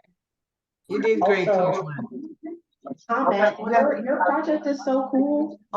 Like working with the kids and getting them exposed to the foods at a young age, because yeah, that's definitely needed. We wait until we get grown and set in our ways to be like, oh, I think I want to eat healthier or something. And it's a little harder to come out of that and make those changes once those habits have been already established. You know, it takes time and it takes dedication to get over there. And a lot of people, a lot of us, you know, the biggest issue is that we all work a lot. So, you know, after we leave here, I got to go home, cook, and do all that extra stuff. Who really wants to do that? It'd be better to go to Chick-fil-A. Mm-hmm. Mm-hmm. Yep. So, Yeah, ain't nothing but a word. So there's how many sports did you? so I coach football. I coached Oh, football football. for 5 years. Yep. But there's some boxing. It look like Yeah. boxing. Okay. Yeah, definitely. I coached football for 5 years, but I've done boxing and Muay Thai. So we're bringing we have sports programs all throughout the city. We got football and basketball, but I've been doing a lot of following of Crystal Morehouse and their boxing program. And I feel like they need some competition. Oh. So that's exactly what I think that we should bring here to the east side of Indy. And that's exactly what this program is. There's a question in the chat. What you got? I can't see it. It's just saying that they're youth funded for children through the USDA. It's a 5,000 initial loan for those who are eligible. So Thank you. Mhm.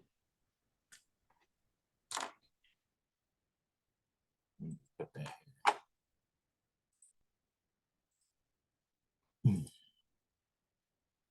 Also, because you're doing a community project that involves children. Oh, by the way, I'm Linda Fortenberry.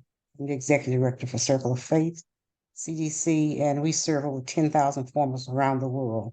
What I want to say to you is that any program that you guys are doing that involves youth and community activity, community engagement, Walmart offers a $5,000 grant, and you can apply for it 24 times a year. Go for it.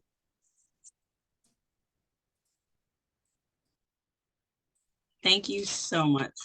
Thank you. Thank you. Thank you. I appreciate that. I'm definitely taking my notes now. I'm pulling up my notepad.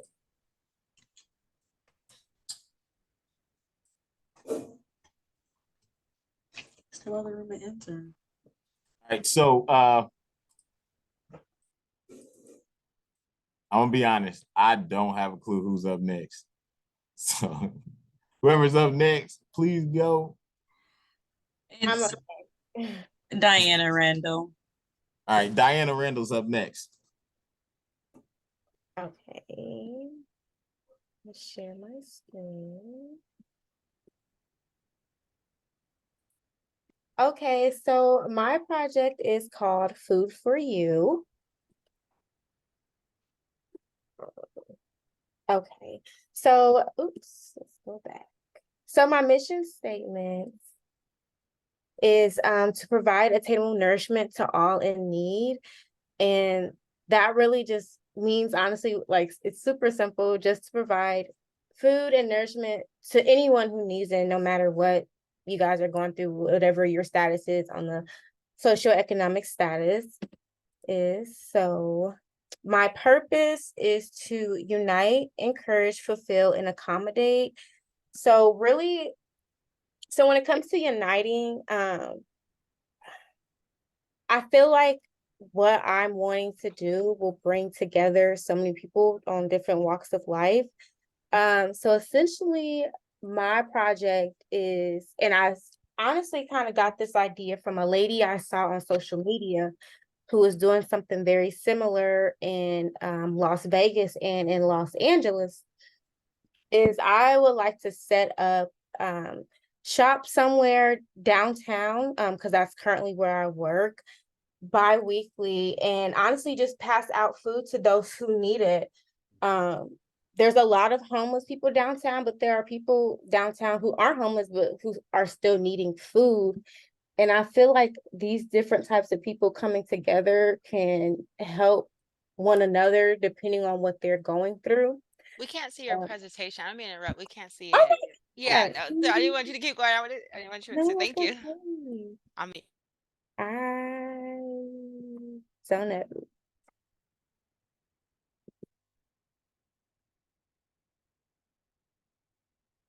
What about now? Yeah. Okay. Yes. yeah, we see it now.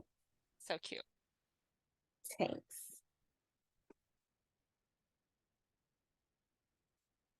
Okay.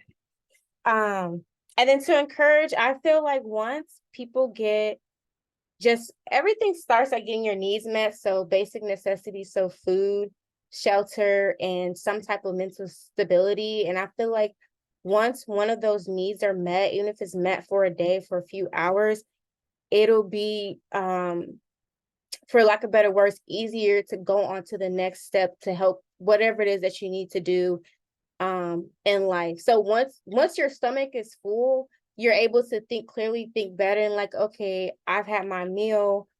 Let me go try to apply for a job, or let me go try to do this to try to basically enhance my life in any type of way. Accommodate, I feel like, and I'm gonna go on to the next slide too. I feel like a lot of people, when I was explaining this to other people, they were like, well, how are you? This just sounds like a food bank. In reality, it's not, because a food bank, people can't always get there. It's not really convenient for certain people. They don't know where they're at. They don't have ways of transportation. And so with me, I am bringing the food to them. I'm there in their face downtown, where there's a lot of people who are in need. And I'm like, hey, stop by and you can grab whatever it is that you need. I feel like a lot of time, this was kind of started too. I feel like a lot of time when it comes to people who are in need of something, nobody really asks them what they're wanting. Is just like, here, take this.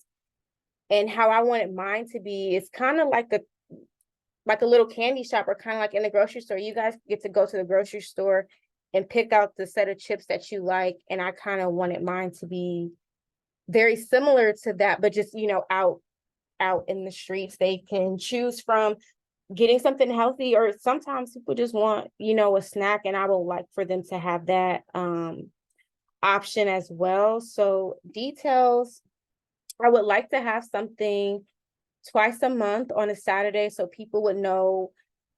I don't know what I'm eating, but I know on Saturday there's going to be a place for me to go grab some food real quick, and I can go about my day.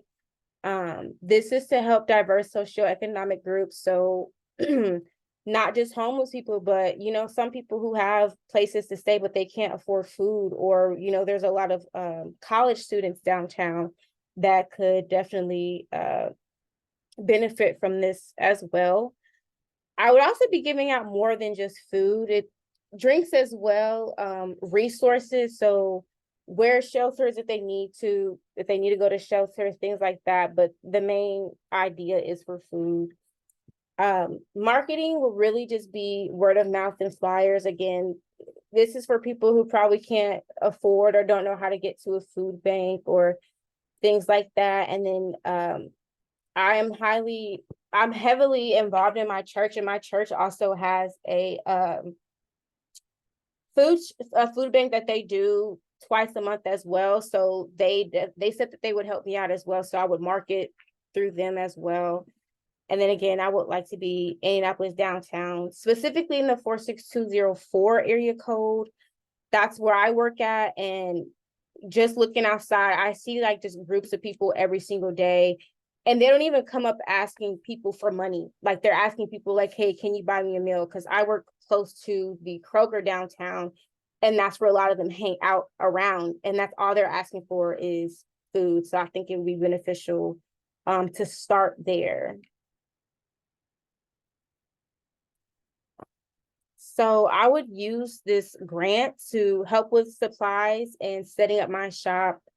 Permits, because I would have to go through a few laws and getting permits, and because I am passing out food, it has to be regulated. Just help with like location setup. I would like to be in certain parts of downtown where majority of the people there are going to be needing help. So majority like homeless people. And then just transportation of me transporting the food in a safe and healthy manner. Goals and impact. It's just simple, just for people to eat. Like, this isn't like something where people are gonna, learn how to grow a garden or anything like that. But people will know, like, I am starving, but I know for a fact that I can get food from here. And I feel like once one of those needs are met, they can grow from there and just build a connection with the community. Because again, like I said earlier, I feel like a lot of times people just see people in need and they don't ask them what it is that they need. They just, hey, you need, here, take this. And I feel like once I build that connection, I can ask them, how can I better serve you? What else are you needing so you can get better? We can grow as a community. And then I think the biggest thing too is the convenient satiation. For me, if I'm hungry, I can DoorDash something real quick and I'm automatically satisfied and I'm filled. And I would like for something. I think just because someone is kind of homeless doesn't mean that they don't deserve luxury. And this is something kind of like that, like they are convenient, satisfied with food. And how to help, you can just contact me and reach out to me. I usually do this by myself, or I have like my family members helping me, and we just like gather food. A lot of it is nutritious, but then again, like I said, sometimes people just want those snacks, and we like to provide those as well. And that is it. And I'll stop sharing. Thank you so much. You did great. Sure. Then the next person is Sherry Hood, or Sheree, I'm sorry. Yes, Sheree Hood. Sheree. I think.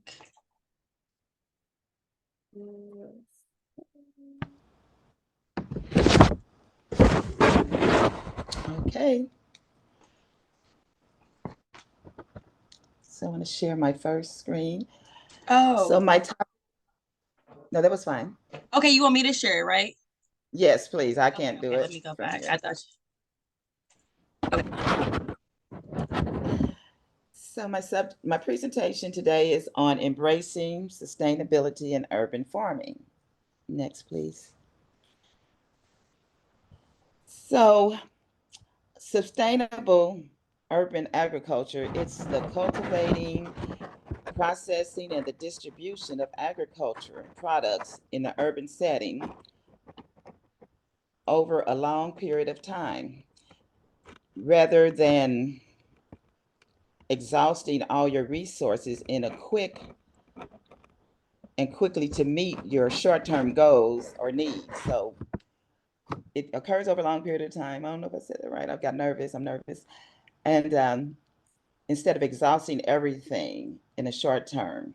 So we throw this word sustainability around a lot. And so it has certain purposes. So my proposal was about installing a wash station for my produce here at Three Sisters Gardens. And by me having a wash station, it will help open up opportunities to increase my market shares, and will allow me to follow more closely with guidelines set in place by the produce safety training and sustain the economic viability of my farm's operation.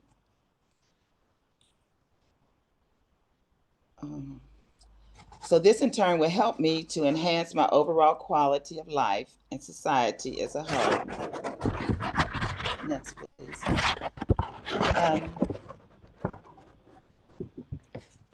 Somebody needs to mute. They need to mute because they keep interrupting her.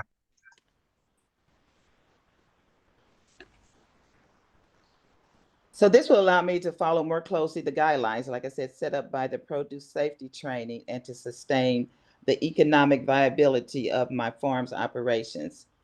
So this also will help me my overall quality of life and society as a whole, as I make more food available at small local grocers, food pantries, and farmers markets. Next, please. So by following these processes will put me a step closer to acquiring the auditing for the Good Agriculture Practice Coalition certification, which will open up doors to be able to sell directly to the USDA and local schools and hospitals.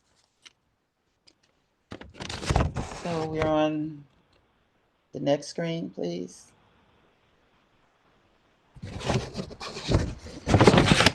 I lost my train of thought. So Three Sisters Garden, the reason why I need a wash station is because, next please,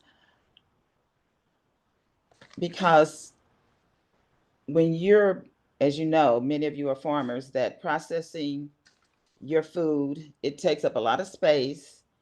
And recently, when I thought I had washed my carrots off, I come to find out that some of the dirt was in the container and my kitchen sink got clogged up.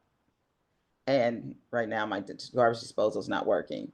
So it leaves your house a mess, But if you can process, you'll have a workstation and you can be outside and process your food, take it from your workstation to a packing station, pack it, wrap it in whatever containers you're putting it in, and then have it weighed. It's a continuous process instead of breaking it up, and you have to really physically, you're moving it less. And after you get it packaged up and everything, then you can just take it to whether it's going to be a dry good or it has to be a refrigerated good, and then place them in those particular things. And by this, next please. We are, so that's one of the challenges and that we have. And in these challenges, we have, that's definitely one of the challenges, but some of the opportunities are that we can share this workstation with some of our community partners. I have an agreement with one of my community partners at the Ross Foundation that they would want to use this workstation. And I have two community partners. They're within maybe 3 minutes of me, of my area. And next, please. We work together. So over in the corner, like the picture of the greenhouse, I was in the area and I came and they were having trouble, and I just seen the poor little greenhouse just laying there on the ground.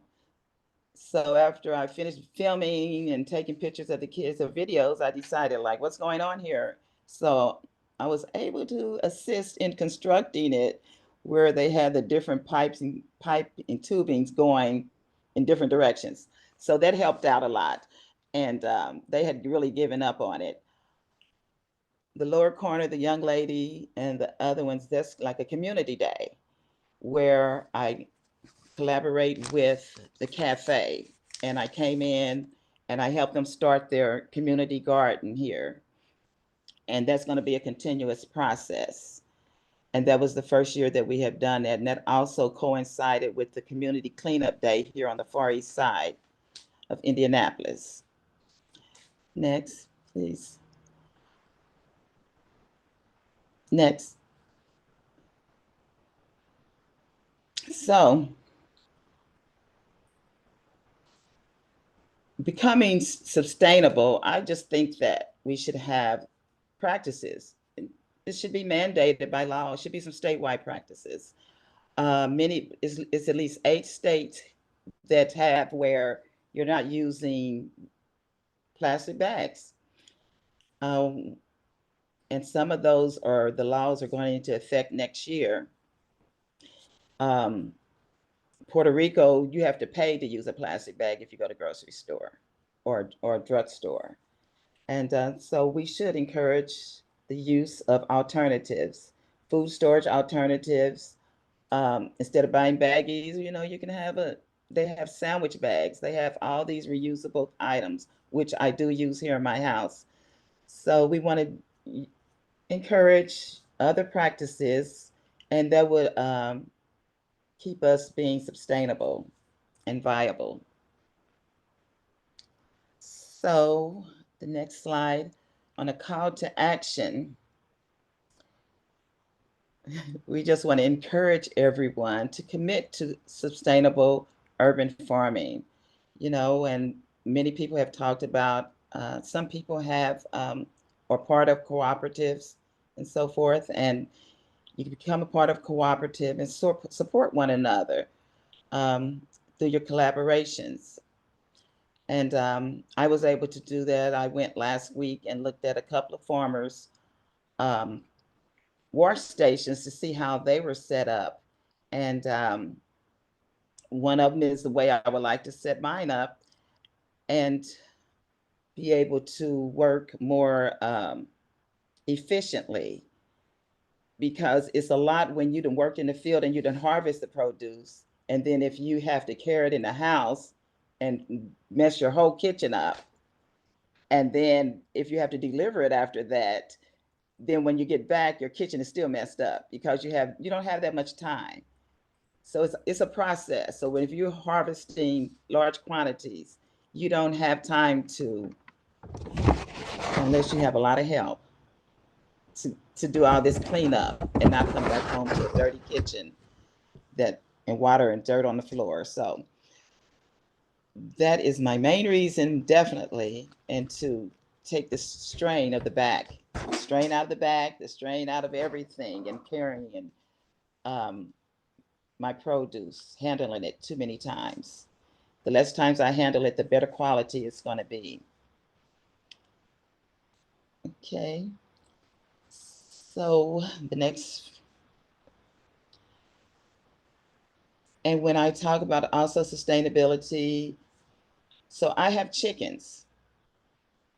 And one of the practices for the produce safety training that we learned is not only do I need a hand washing station on my property, I also need foot washing, because when I leave the chicken coop area, I need to be able to wash my feet, my shoes off, because I don't want to track that into the garden. We're trying to reduce contamination.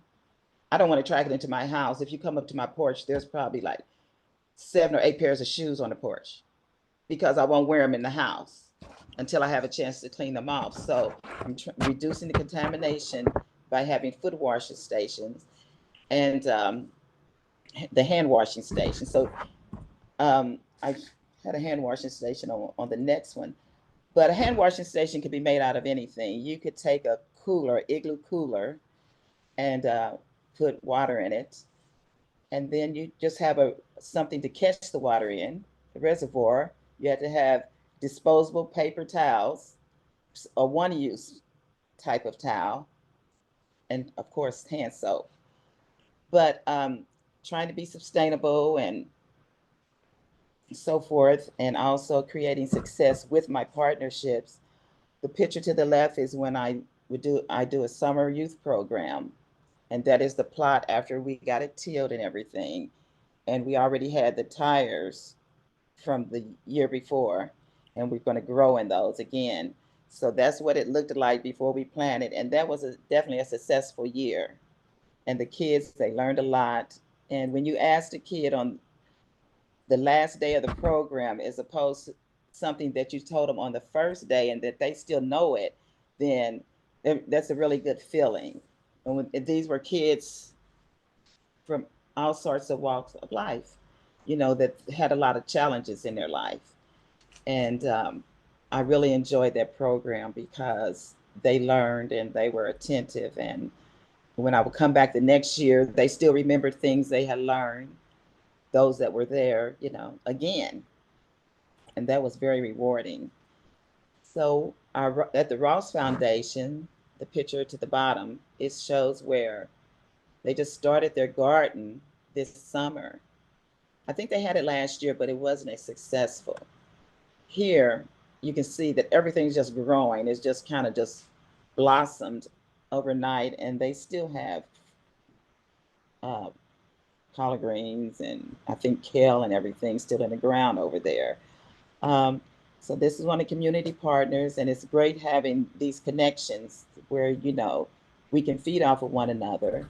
Not only that some of the local farmers, we're going to come together to help build each other's greenhouses, and we connect that way. And some are going to come and help with my wash station, some of the little things that I need to get done in order to prepare for that step. And yes, I have a house phone. I'm one of those people still.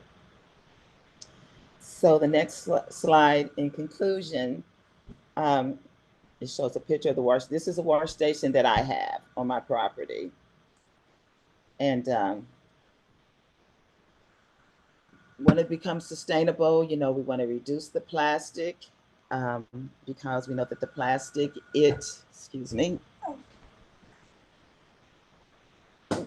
because the plastic is a major source of fossil fuels emissions into the atmosphere. And sustainability also involves preserving and maintaining natural spaces, so that spaces like the coral reefs and in the rainforest. So as our population is growing and our population is expected to grow over time, the people are going to outgrow our natural resources. So we need to become sustainable so that we can, instead of depleting everything, we can keep building up on it and taking care of this earth, because we are the stewards of this earth. And if we don't take care of it, well, we haven't taken care of it, we see the result of that now with all the different events that's taken place with the weather here and there and all the earthquakes and everything and natural disasters. So we have to, it's never too late to start, and we have to teach our younger population also as they grow and we come across them.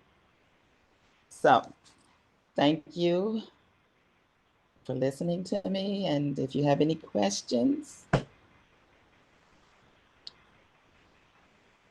don't hesitate to ask.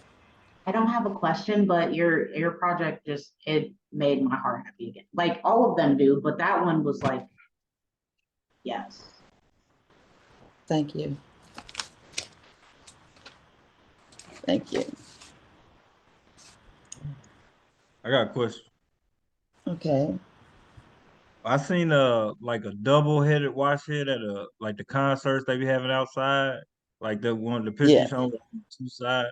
But we just had a community event and we didn't have one of those. Do you if you get a couple, are you interested in renting out some or just letting people, get that information? Because I didn't think about it as we threw the event. We just sent people home to wash their hands, but Yeah, like I said, you could use the big igloo coolers, like the 5-gallon ones. You can use one of those for a wash. So you just put the water in there. And like I said, have your one-use paper towels, have a buckets for the water to fall in so you don't have a muddy situation going on there. And the soap, that's one way. That's a cheaper way of doing it, until you can afford another one. Then I know a local farmer, she's one of our community partners, she rents those things out. So if you ever wanted to do that, I could put you in contact with her. And that one I think I got off of Amazon, so it was a little less than a little under 100. So it wasn't too bad considering. And that's a foot operated one. You just pump it like you do the ones that they send out with the porta potties. Yeah. Thank you. Thank you. All right.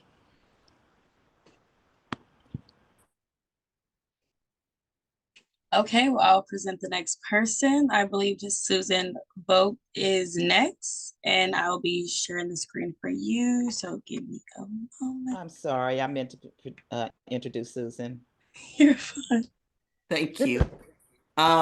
Again, I'm very jet lagged. It's about 3 a.m. My body thinks it's 3 a.m, so I'm gonna try here. Just got back. So my project is kitchen equipment for healthy food preparation. I'm partnered with Westminster Neighborhood Services. I'm on the board of directors, and it's on the Near East Side at New York and Keystone. And they have a very active food pantry. Next slide. And that might be on the next slide. There, yeah. I'm gonna get my glasses on. Yeah, so the mission of Westminster, their boundaries are the Near East Side of Indianapolis. They have a very active food pantry and soup kitchen.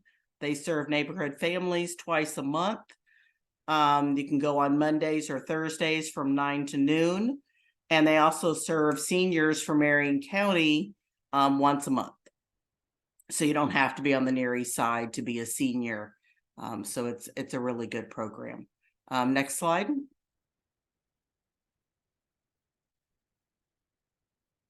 Just some stats, on the Near East Side, we're about 31,000 households, or individuals, sorry, about 14,000 households. A good portion of that households, about a third, make less than $24,900 a year. receiving food stamps. Most of the area are still renters. Some are homeowners. The need at the Westminster Pantry has grown. They used to just serve a small area. Now they serve the whole Near East Side. Let's see, I think a peak month was 711 households. I attended a training at Second Helpings in May, and they really said that an access to help, a problem with healthy food is people don't have kitchen equipment. They move a lot, they're renters, and so they may not have a working stove. The food pantry people, they're always asking for plates and things to prepare foods with. And so that's kind of where this idea started. And then I saw the Neighborhood Food Champion grant. Next slide. So these are just some pictures of the Westminster Food Pantry. They have a lot of volunteers they work with. So if you go to a shopping day, it is a food pantry of choice. So you have so many points that you can use up. There are unlimited points or no points needed for fresh produce. They always have a lot of times milk. They always have meat, vegetarian items as well, vegan options. There's just some numbers just from September, the number of seniors, individuals served. And then again, they always have a soup kitchen that's done with Second Helpings. Every time there's a food pantry, there's a soup kitchen. Oh, I was going to say, so a volunteer guides the shopper, walks alongside of them, and helps them pick out the items that they want. Next slide. Project narrative.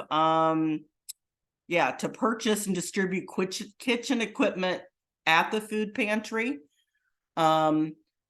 Objective is to hand out a minimum of 200 items of kitchen equipment in about 4 months. I have reached out to several of my small businesses on the Near East Side. So my second objective is to receive discounts and donations, so it'll increase my impact of by at least 150%, or $3,000. Next slide. Oh, okay, I'll back up, but you don't have to go back to the slide. I thought I mentioned it. Audrey's Place is that's fine. Audrey's Place is going to donate items and sell them at me at discounts, and so is Rolling Deals. They're another small business, and Rolling Deals buys wholesale, and they're going to sell me items at their wholesale prices. So I'm excited about that. They're on East Washington Street, and a Black-owned business, and they're going to help me buy the items at a really low cost so we can buy more. So we had a survey that was handed out to food pantry participants, and I did a pictorial survey because I didn't want literacy to be a barrier to filling out the survey. So that's a copy of the survey. So I just showed some equipment that they could possibly want. I kind of lumped the more expensive equipment on that bottom. If you can see it, that's a crock pot, an induction burner, and an electric skillet. So would you like one of those? And then on the top one, would you like some of these? And then an open-ended question at the end, did I miss anything? So on the right is what they answered. Again, dishes were really popular, skillets, cooking vessels, casserole dishes, baking sheets, knife and cutting board. I thought that'd be a little higher, but it wasn't. A lot of people wanted the crock pots and induction burners. We're going to see if we can afford those induction burners. So those were just kind of what people were saying. And of course, can openers. People always need can openers. That'll be a given. Next slide. Okay, there's my collaborations and partners. Again, I'm getting these slides mixed up in my head. But again, we're going to try to stretch our dollars further and try to get additional grants. Next slide. Community engagement. Again, we work with volunteers to staff the pantry. A volunteer job description is there. And they work with that group that we mentioned a few weeks ago, where online to get volunteers, but they work with a lot of churches too. So they restock the shelves and again, walk people through and clean up afterwards. But again, they work with a lot of volunteers. Next slide. Valuation plan, again, going to try to hand out a minimum of 200 items, but we're hoping to make this a more sustainable program. We'll see how it goes this time. And then hopefully we can get some more dollars. And again, I'm going to try to increase my impact by getting discounts and donations. Next slide, if there is a next slide. Timeline. Month 1, purchase about half the items. Months 2 and 3, give out the items at monthly food pantries. Procure additional items in month 4 and pass out more. And maybe in month 5, evaluate how the program went. I think that's my last slide, but keep going. Or is that it? I think that might be it. Yes, I think it's it. I can't go anymore. Okay, sorry. And I can put my email in the chat. And again, I also work on the Near East Side as well. So that's my program. Thank you. It's a little different, but I'm just going to see how it goes. Question. So would you be like open to having this project on like a bigger scale? Like if it worked out really well and you got the funding or something, and then like come to find out people in like other areas of the city also, they have access to the food, but they can't really do anything with it because they don't have the right utensils. So yeah, would you be willing to do it on a bigger scale? Yeah, I think so. I mean, I think it's a good test to see if this is a project that's worthwhile. I mean, I think it is. But again, I want to get the feedback of people that are coming to the pantry and see how it's received. It's probably going to kind of be word of mouth, It's the valuation part is kind of hard, to figure out how to evaluate it. But yeah, I don't know. I'm hopeful, but I hope it could be replicated in other communities. I feel like it'd be a really good opportunity to work with other like big organizations, like if Gleaners had people that they're not really, they get in the food but they're not really doing anything with it, or like outside of them getting that food, how do they cook their food? Yeah, when we went through the Gleaners, we took a bus tour together and we went through the Gleaners food pantries. Yeah, I kind of wondered that myself. So we'll see. So is being a participant of the pantry is the only way that you can utilize your program? Yeah, well, because I'm working with the Westminster Neighborhood Food Pantry. Again, we'd have to replicate it. So again, seniors can go there from anywhere in Marion County once a month. That's the third Wednesday of the month from 9 to noon. Otherwise, you're a Near East Sider. So you only have to prove address. You don't have to prove income. It's just proving that you live in the area. Okay. And what's your target age for seniors? What is the target age for seniors? I believe it is 55 and up. Okay. So you only have to be 55. And they're serving a lot more seniors. And then next year they're going to add an evening pantry day, I believe on Tuesdays. And they do pop-up pantries too on the Near East Side. And when they do pop-up pantries, anybody can go. So if we had enough items, we could do it at pop-up pantries, and they just whoever shows up, and they advertise that on social media where the pop-up pantries are going to be. Thank you.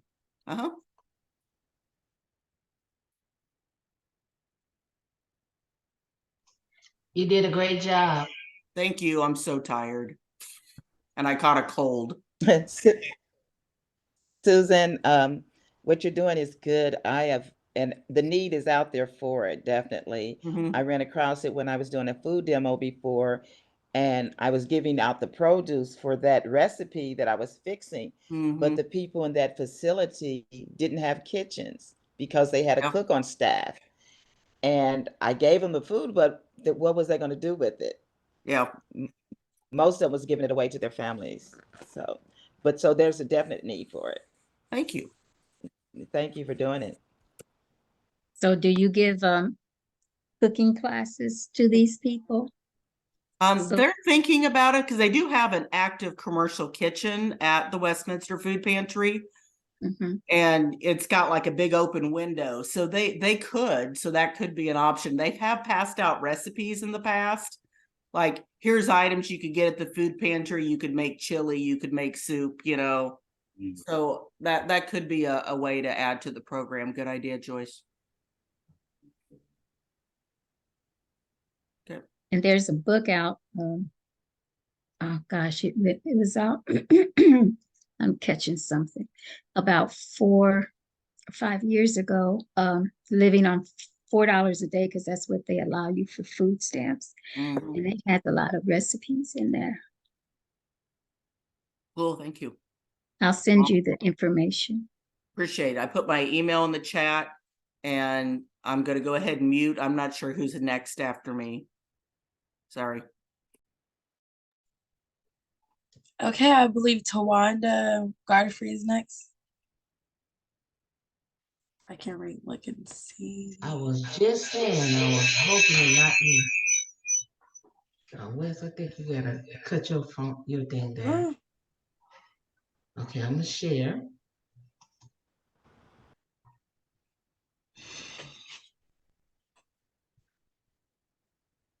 I need to double click with. Sure. Oh. What's that? No, go to your presentation. Is that it? You go to your presentation. Down here? Mm-hmm. Okay. But then where's my? It's not. Bet you go on the split screen.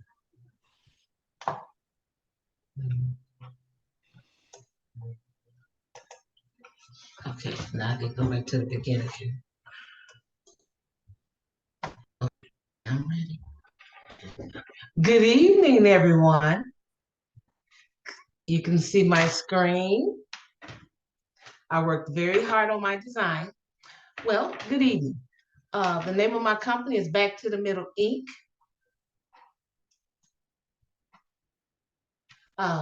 My name is Tawanda Godfrey. I was born and raised in Gary, Indiana. I am a Black woman with diabetes, hypertension, and heart disease. I am a senior and medically retired. I am a longtime resident of Indianapolis, where environmental and social deterrents, cultural behaviors, and biological factors created and sustain health disparities that hinders my opportunity to obtain my healthiest level of health. The problem, according to the 2022 State of Aging in Central Indiana reports, the size of the older adults population, 55 years and older, in Central Indiana is increasing at a rate of 6 times greater than the population under 55. It's a lot more of us getting older. Approximately 24,000 adults turn 55 and 22 turning 60 every year. The demographic is very, demographic in, the demographic is very, I wrote that wrong. 5 Hoosiers will be over the age of 65 by the year of 2030. Their interconnection of being a senior and a resident of Marion County with disparities has produced food insecurity, isolation, and loneliness, and health problems. And there are some of my participants that I did my survey on. 9.7 million seniors are threatened by hunger. Seniors should have the access to fresh, healthy foods. Marion County has food deserts, lack of transportation to these different stores.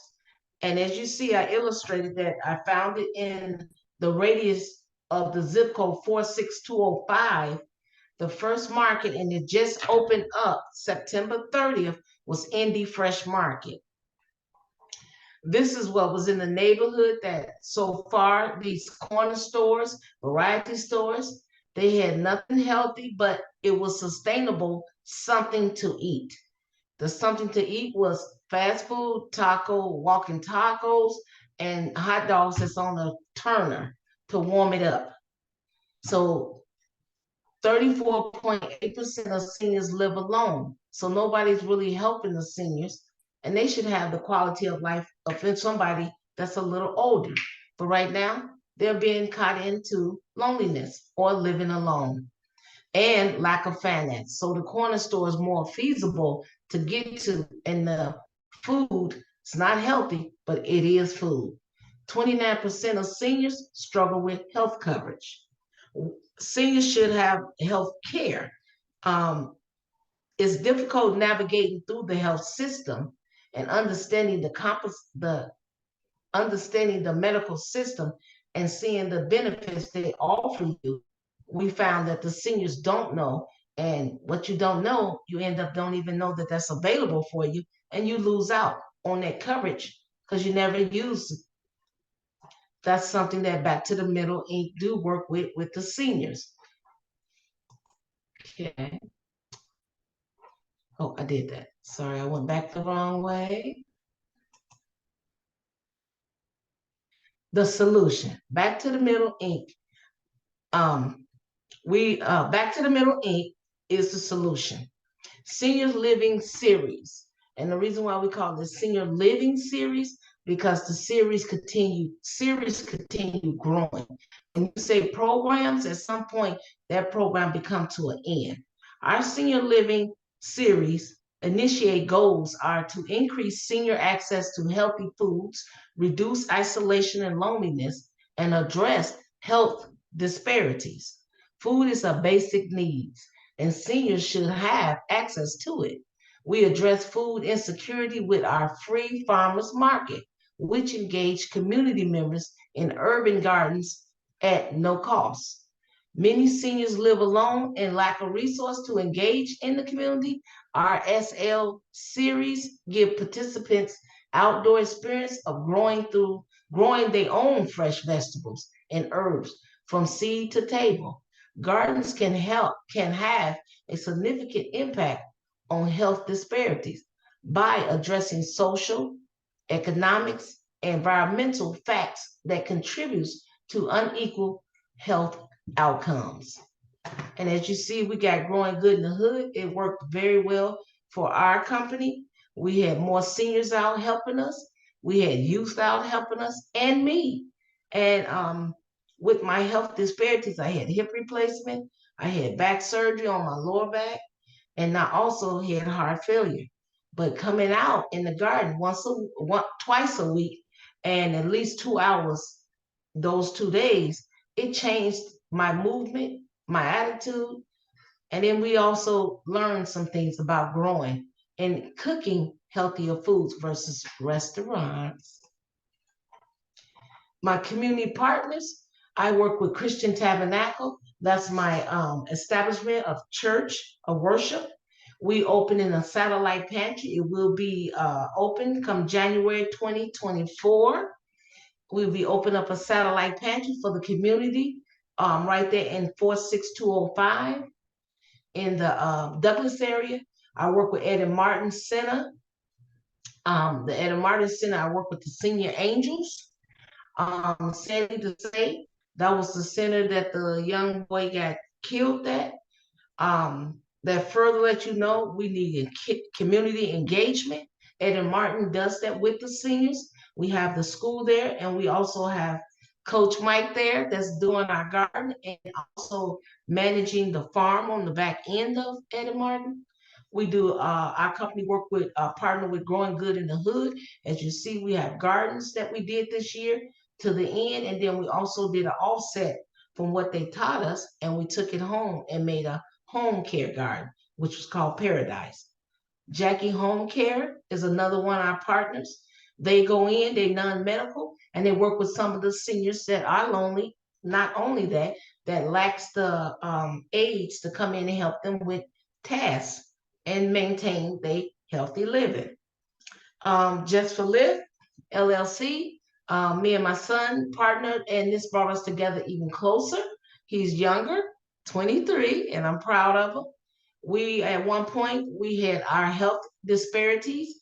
My son started out as diabetic at 14. His sugar was to a point that the meters never read. He, at least he lost, what, 100 and some pounds. I lost 60. We changed our eating, and also got a lot more knowledgeable on how to adjust our life to deal with diabetes and hypertension in our family. Kepper Institute is another one of our partners. Martindale Brightwood, CDC. That's another one of our partners that definitely teach us how to manage small business. Sunday Food Share, we definitely work with Cover Me. Thank you, Cover Me. We started working with, branching off, working with delivering food from donations. Vipari, that was a company I work with, and my daughter worked there. We're gonna bring her on as well. She helped with subsidized housing.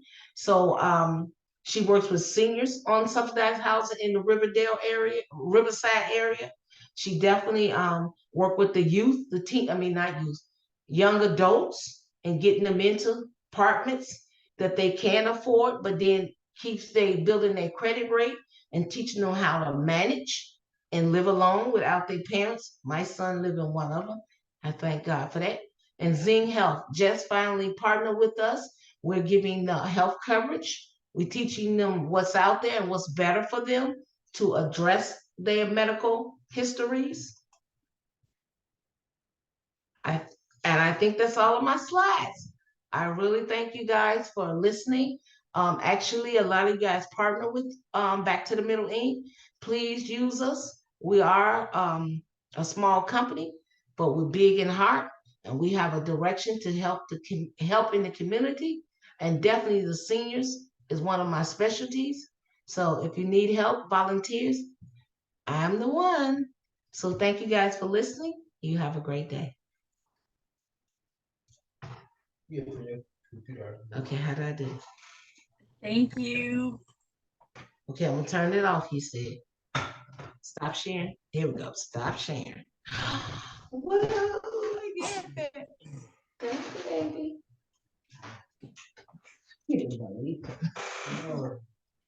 Oh, I'm sorry.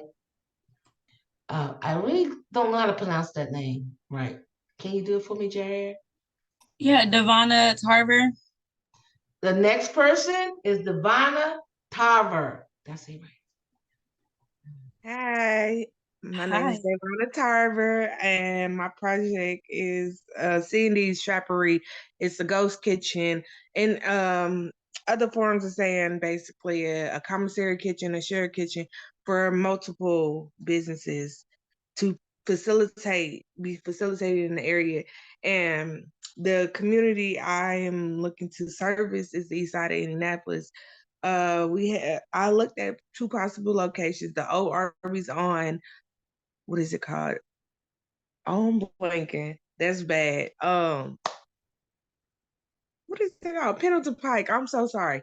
Pendleton Pike. But at the time, the pricing for that building is pretty high. So the budget for this whole project is pretty high based off of just the down payment for the building itself and commercial equipment to cook with as well.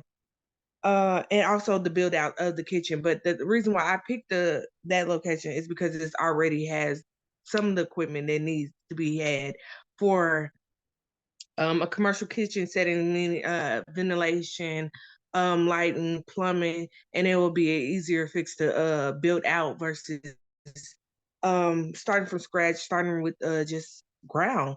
And so to get into my mission statement, our company mission is to facilitate a communal worker space for numerous food concepts catering to the east side of Indianapolis consumers to provide food access, diversity, as well as security within a 30 to 40-minute delivery. Also to help businesses that may not be able to afford their own brick and mortar by providing the space to provide to the surrounding communities. Food access has been a building issue among Marion County's residents, according to data from Savia.org. As of 2021, 14.9%, approximately 144,754 people in total are residing in food deserts.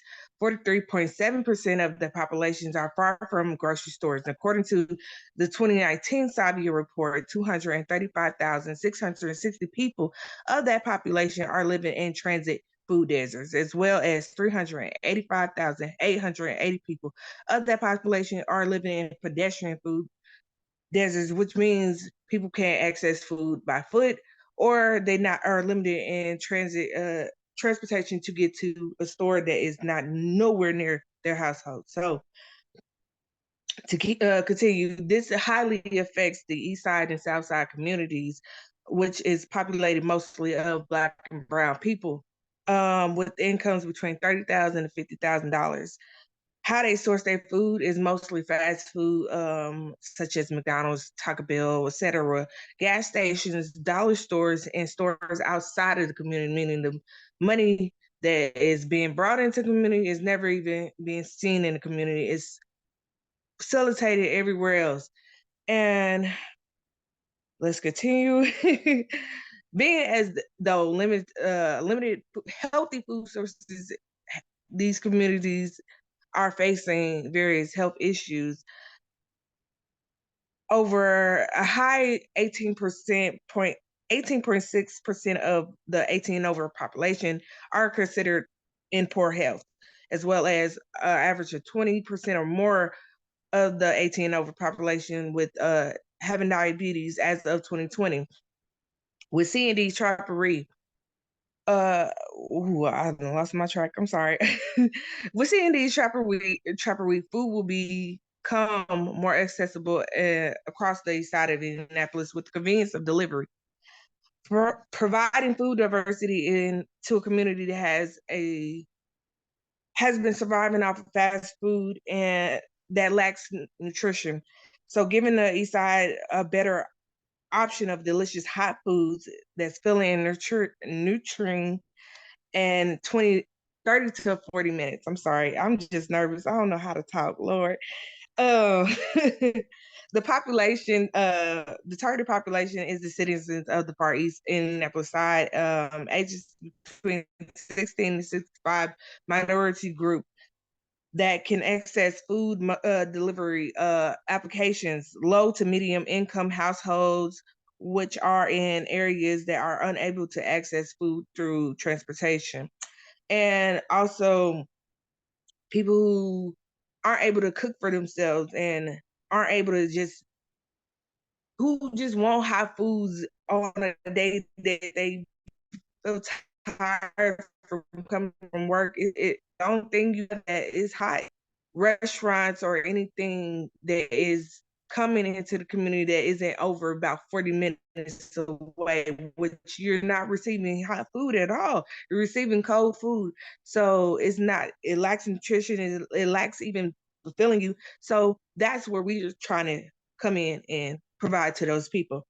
The company wants to partner up and collaborate with local farmers in the community and gardens and utilize their produce to make those foods, because the food that I would like to be facilitated in C&D Trappery is a multitude of different foods.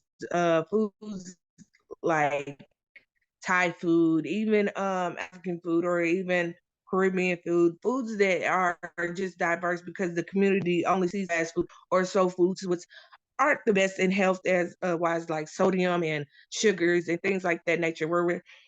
And the population on the east side is getting way diverse. So you actually you have to provide for those who food is different for their culture. So with that, we would like to partner up with also getting produce from Food Depot, because sometimes not all the time you will have the fresh produce due to the season changing and what is accessible during that season. So we still have to use outside sources just to maintain.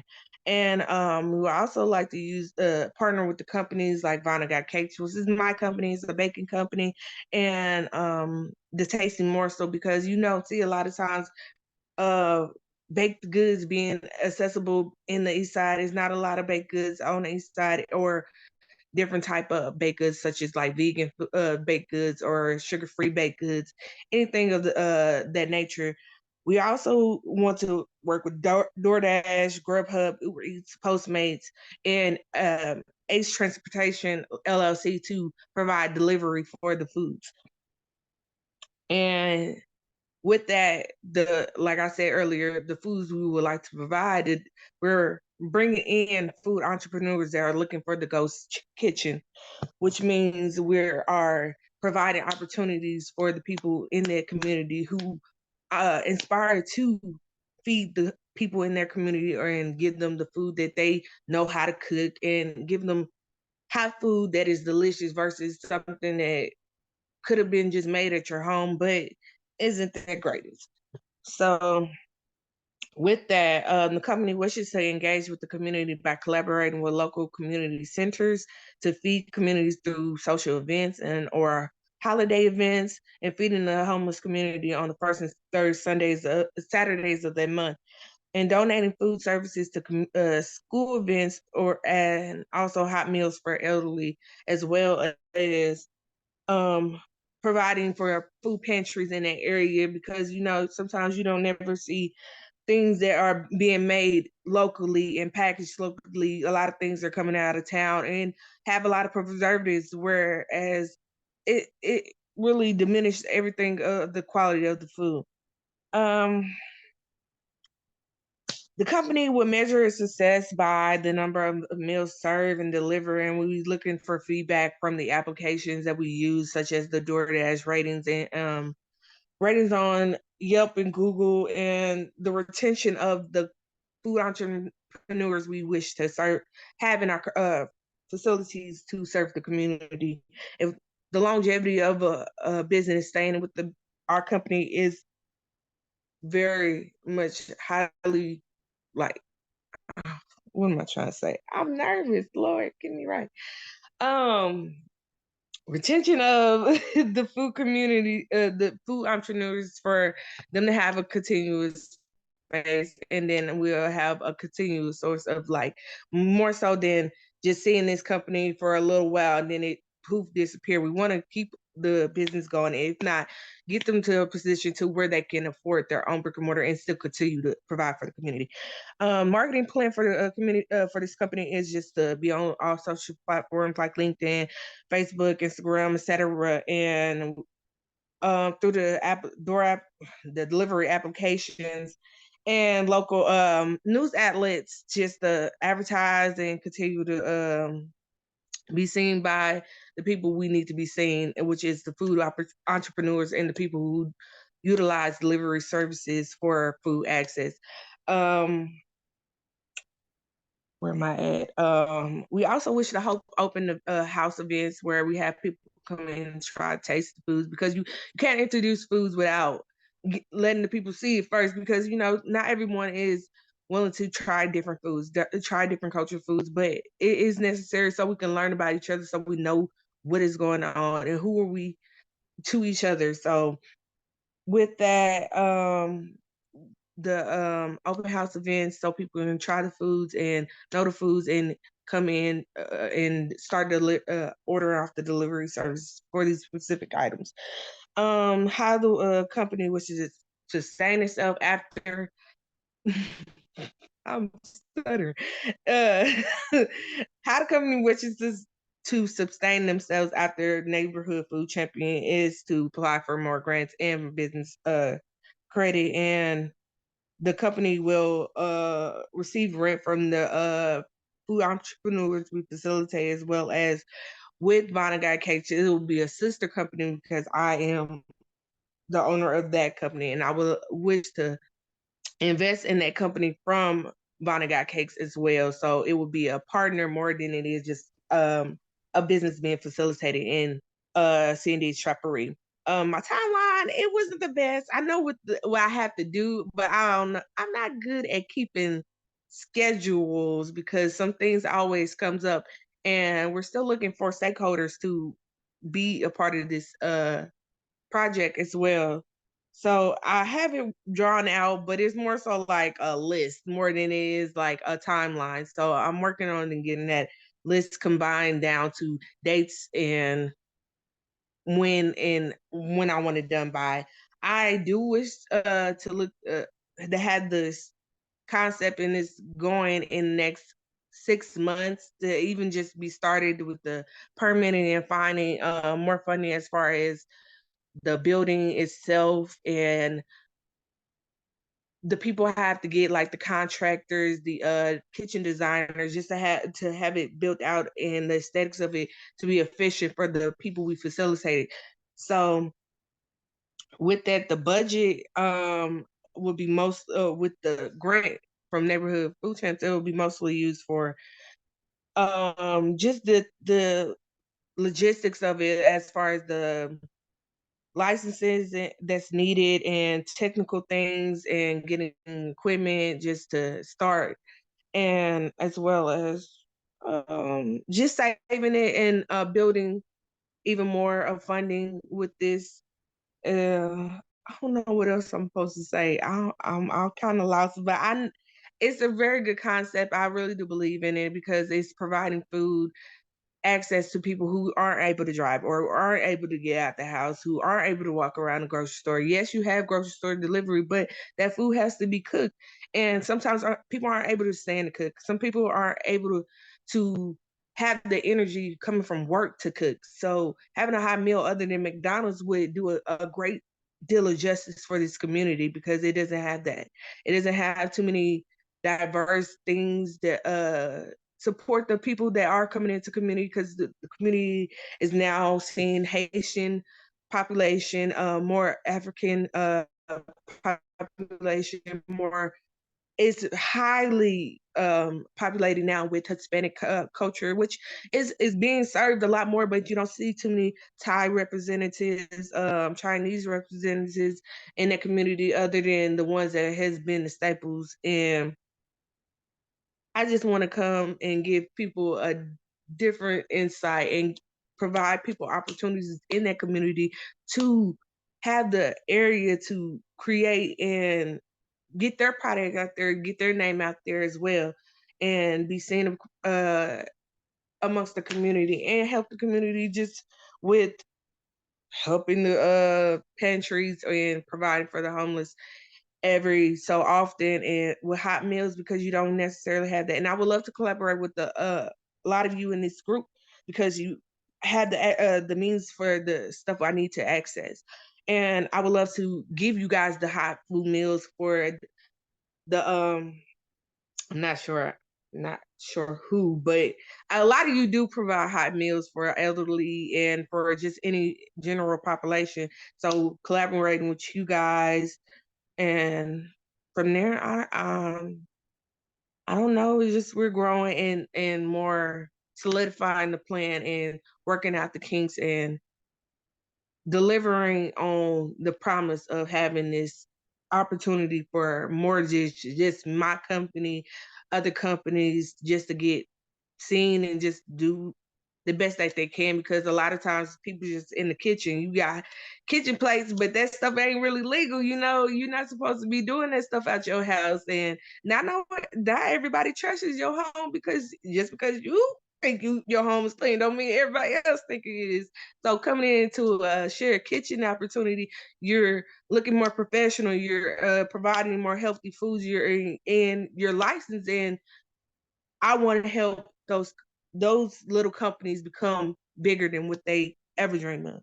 So I will be the starting place, and then we'll be starting to have a movement of food throughout the community through delivery services in less than 30 to 40 minutes versus getting food delivered from outside the community, which is not going to show up hot.